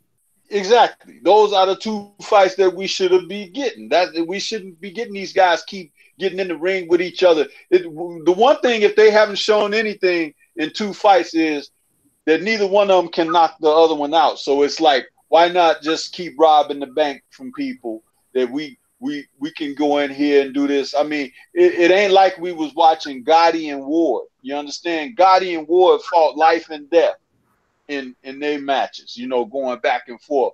It was exciting. It was exhilarating. What is exciting and exhilarating about those two guys in there playing, you don't hurt me, I won't hurt you, as long as we ain't got to fight them niggas? I mean, I hear you, Stormy B, man. Fool, are you there? Fool. Yes, he not. Kurt. What's good?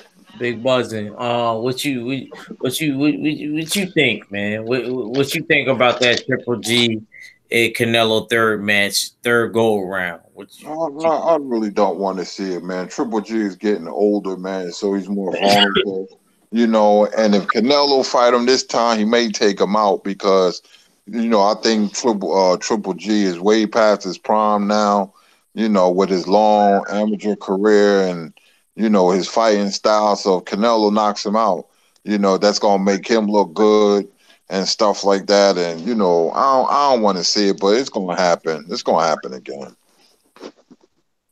But Kurt, my man's right. He's sitting here driving me back with my aqua bag or whatever, right? And he's sitting here really trying to tell me that, oh, everybody want to see that fight and this is that and the third. I'm like, yo, bro, everybody don't want to see that fight.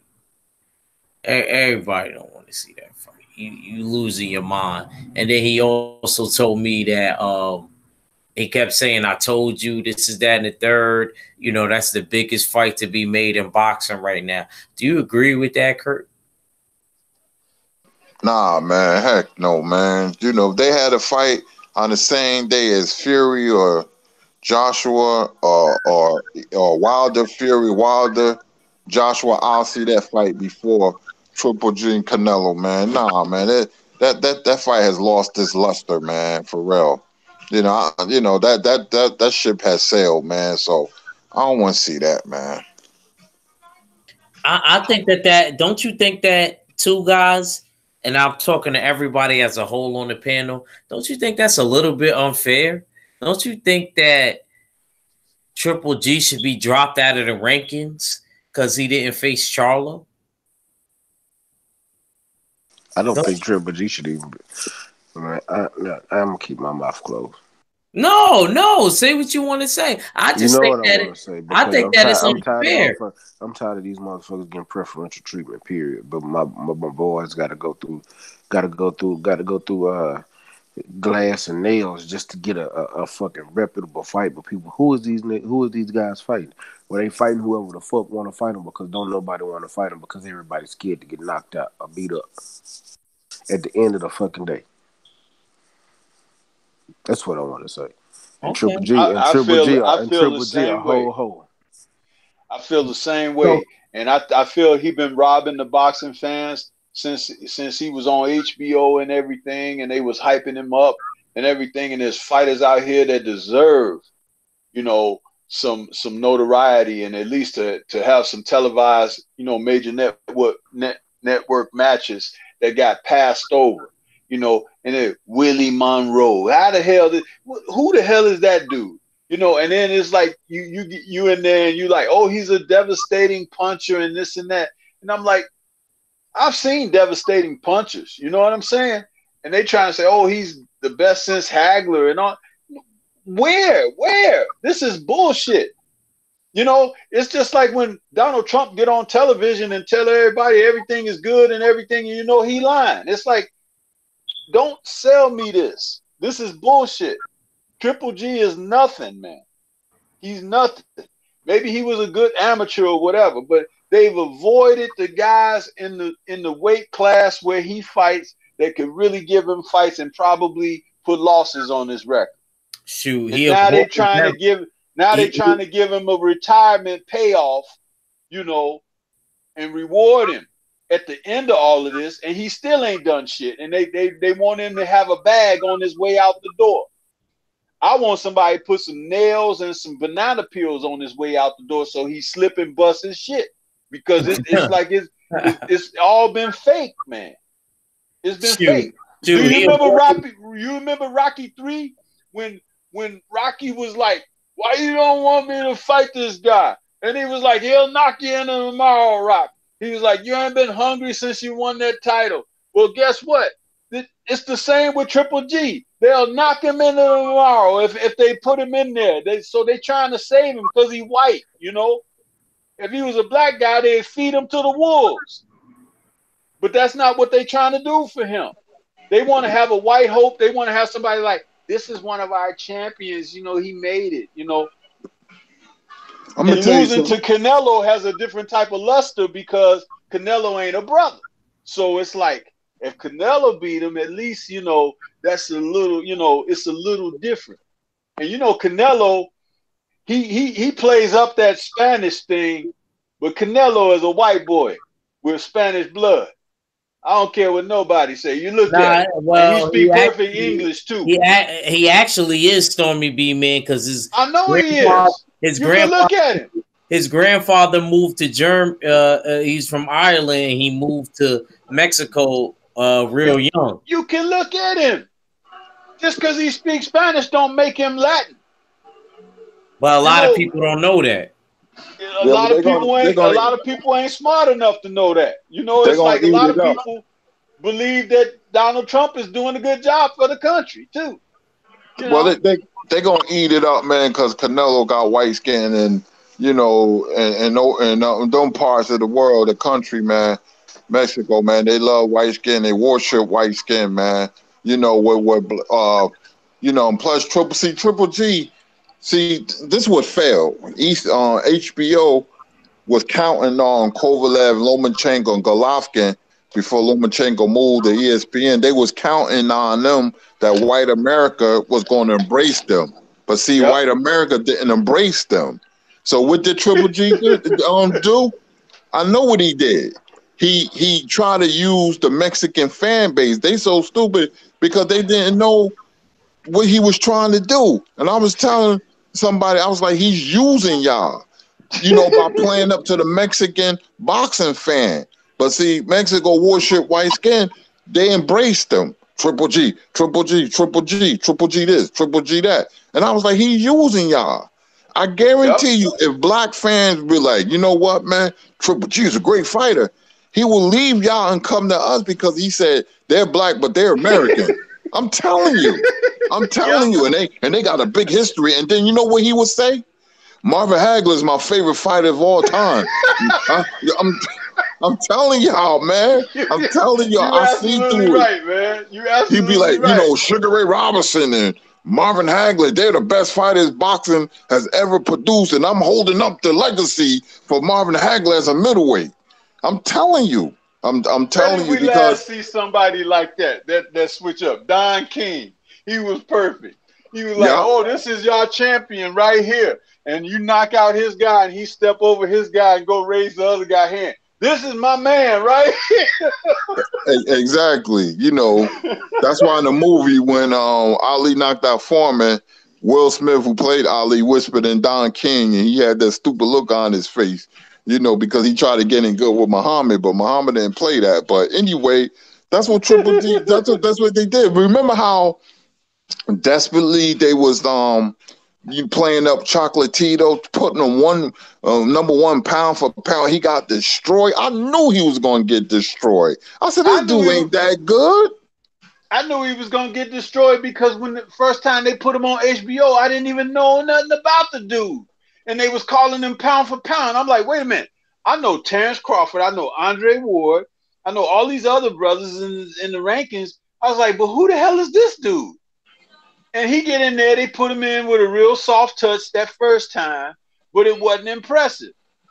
Then they put him in there again with somebody who was hitting him back and shit. And I'm like, but wait, he's supposed to be pound for pound, right? With this dude beating on him. Then they put him in again and he get knocked out. I'm like, what the? Yeah, I knew, because he had no defense. He had no defense whatsoever. And they was like, Chocolatito this, Chocolatito that. And I said, I see what HBO trying to do. They have an agenda with, you know, they want to promote everybody but the black fighter. Everybody but the black fighter. Exactly. That's why when Floyd left, they was never the same, man. So they was playing up to it. And like I said, you know, people forget Triple G had an Apple commercial, and white America still didn't take to him. They tried to force Golovkin down your throat, and it didn't happen. White America's like, he ain't no Tommy Morrison. You know, he ain't no Dwayne Bobbitt. He ain't no Jerry Cooney. Trying to force Kovalev down your throat. Yeah, that dude, they European. White America don't like Europeans like that. They ain't feeling them like that. So Golovkin like, you know what, man? The white Protestant, white American Protestant, you know, fight fan from the heartland, they ain't take to me. So you know what? I'm Mexicano. You got an Apple commercial? Yeah, you didn't know that? I didn't know that. Yeah, Golovkin, Yo, that's crazy. I never knew that. He's actually in the video training with like an Apple Watch or like an Apple wristband. So yeah, he actually sponsored Jordan too. Yeah, but see, they thought white America was stupid. White America like, nah, you ain't one of us. You know, you speak broken language. you speak broken English. We don't know who you are. Who are you? You just another dumb immigrant. HBO was trying to push a lot of next dudes. Remember that Cletus Sheldon dude, the Hebrew Hammer? Oh yeah. Let me tell you something. Why you laughing? Why you laughing? Listen, fella. You remember that bum? Curtis, tell him, is this true or not? Can't nobody tell you ain't white better than white people, man. It's like they will shut down doors, they will close windows, they'll pull shades, they'll be like turn their back. I remember your boy Jim Lampley. He was like Cletus Sheldon, the Hebrew Hammer. I sound just like that's how long I've been listening to that idiot. Yeah. He know how to hype up you. He make you feel good about yourself. Yeah, it's crazy, man. I saw through all of that, man. I saw when they came on the scene because they got white skin. They really thought that, you know, hey, we got something here, man. We're gonna push them. But white America's like, nah, you white, but you ain't white. They'd have been like that. And I remember they were saying about the Hebrew Hammer. It was, oh my God, they was jacking him so hard. Yeah, it was like, he wears the same boxing outfit like the old school boxers. Yeah, and he only had 3 amateur bouts before turning pro. His wife is there in the crowd with him. And, you know, Jim Lampley killed me, man. The only knockout he had is on his wife in 2007. Oh, boy. And I bet you he was crying the whole time he hit her.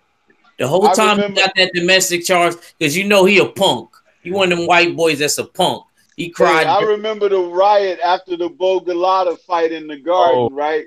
And it got all crazy there. Jim Lampley was way up there in the rafters.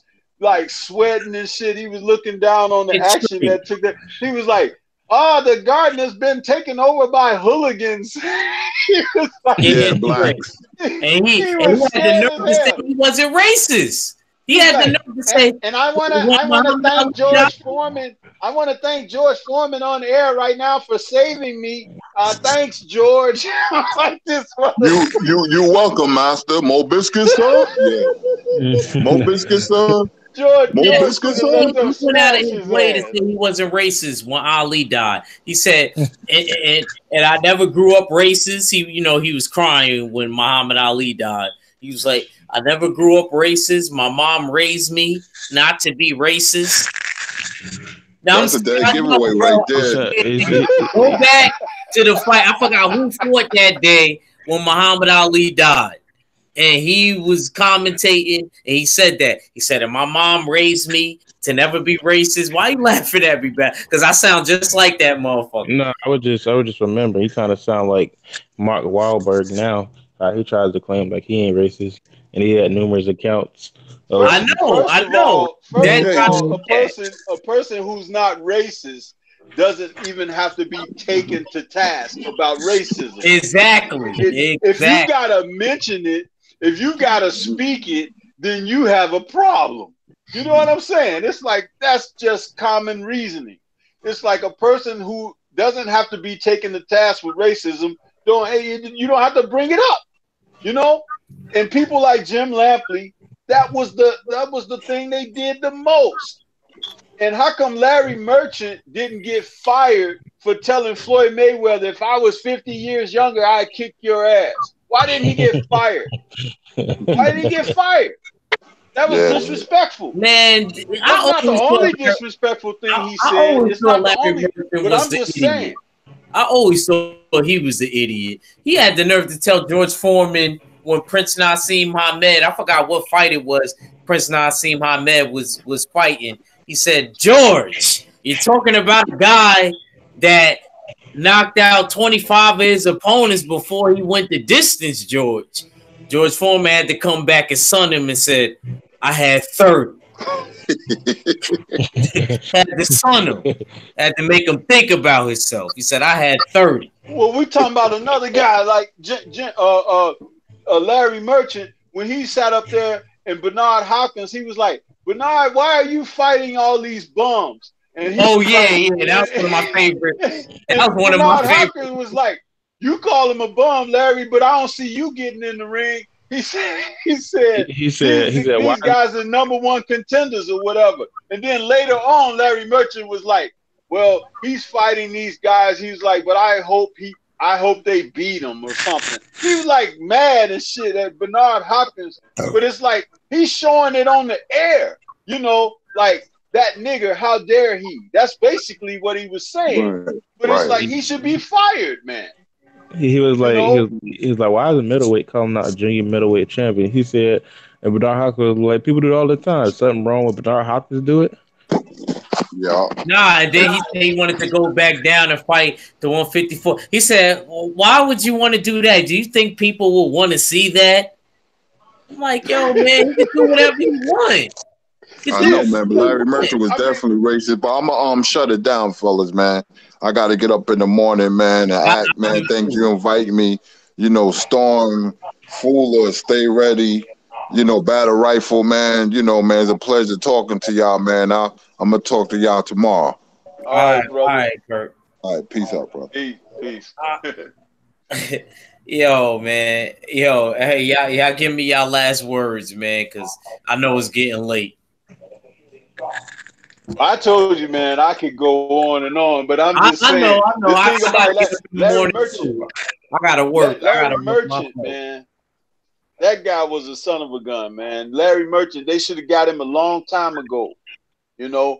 And Larry Holmes said it best. He was like, since we on HBO, that's my big black behind. Kiss it, because they was like mad because he was about to tie Rocky Marciano's record, and they took that decision from him against Spinks, you know, trying to preserve the legacy of Rocky Marciano, you know, 49-0. It was like they didn't want Larry Holmes to have that record.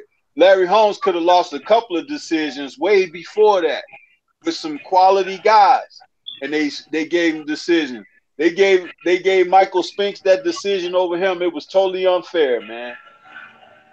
I mean, to be fair, I had Spink winning the first one, but Larry Holmes definitely beat him the second one, in my opinion. That was just a straight robbery.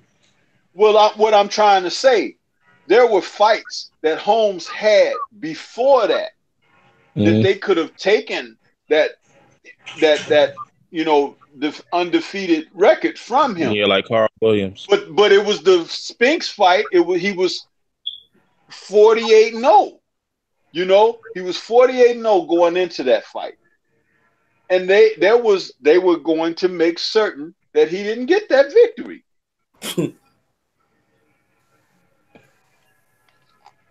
Yeah, you know that. Floyd Mayweather getting 49-0 and 50-0, it didn't matter because many fighters had records like that, but it's the legacy of the heavyweight championship and Rocky Marciano. That's what they were protecting.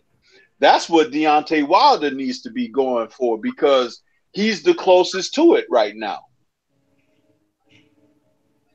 Yep. I think he could do it. I think he could do it. Of course he could do it. But I'm going to tell you something. As soon as they get real close to it, he better make sure he be knocking out them opponents because I don't care if he drops somebody 2-3 times in the match. They're going to still find a way to give him a draw or give it to somebody else. Because, you know, it's like, dude, what they're trying to do with that Rocky Marciano, that's their legacy right there. They're trying to preserve that man in granite, you know? Hey. Yeah, I was trying to get. You ain't even gotta go, man. I'm gonna try to let everybody get their last words because I got to, because if I don't go, my phone gonna die. No. I gotta get up in the morning. I gotta go to work. My phone is at 2%, bro. So all right, so give me your last words first, bro. Appreciate you for bringing me on. We had some good debates. We had some good talks. I enjoyed it, man. We've been on here for a cool minute, bro. I think we've been on here about 3-4 hours. But, man, I just enjoyed it, man. This is what I love to do, and I love to talk boxing, and it's good to talk with a lot of knowledgeable people, man, and I appreciate that, you know, even just doing it on your channel. I know I'm always the last one to go and to help close your show out, but, shit, I ain't going to be able to because by the time you get to me, it's gonna be do. No, it's cool. It's cool. You ain't gotta get ready if you stay ready. I know. You already know you ain't gotta get ready if you stay ready. Already. You know what I'm talking about? He said, "No, I'm talking about." Y'all be killing me in Texas with that. Man, I appreciate you, but y'all know what it is. Y'all can catch me in the cut like a Band-Aid, man. Man, y'all, I'll holler at you, bro. All right, bro. All right, man. Peace. Peace, Stormy. Peace. Peace, Fuller. Peace, Battle. Fuller, you there? Let me see if Fuller there. Fuller, you there? You alive? Yeah, that boy done went to sleep. He probably went to sleep, man. Just word. I'm gonna let you go last though, Stormy B. Yo, battle rifle, yo. Give me your last, man. Salute to the panel. I enjoyed the boxing talks, and I look forward to them in future. But guys, I hope we can set something up tomorrow. Maybe I think you say you're not coming on, so I'll just see what you guys talking in the hangouts when the fight happens. I ain't gonna lie, I'm not gonna be able to go on because right when I get off of work, I gotta race to the house and watch uzcategui. That's why I did 2 today because I knew I wasn't gonna be able to go on tomorrow. So, all right, go ahead, give me your last words, Stormy B. Well, first of all, I want to say much respect to you and what you're trying to do out there. Much love for you and well wishes for you with your boxing. And thank you for having me on your channel. I love to talk, you know, the sport with anybody and everybody, you know. And I just think that it's a really good thing that we now have something of this type of media where we can get together and share, you know, And I think that's very important. And I hope that we are able to maintain something like that and get stronger in it. But I really appreciate you having me on there, you know, and I like to come on again anytime you have me.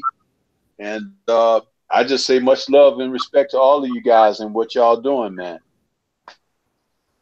Thank you. I appreciate you too, brother. Let me try to see if Fuller there one more time. Fuller, are you there, brother? Brother gone to sleep. He went to sleep probably. Yeah, he did. He did. He was in the gym earlier too. When me and him first got on, he was the first one on me, so I know he's tired because that's how I be, especially when I be sparring. Them days, man, and then I come back home and hit the shower. Man, my girl be knocking at the door. Man,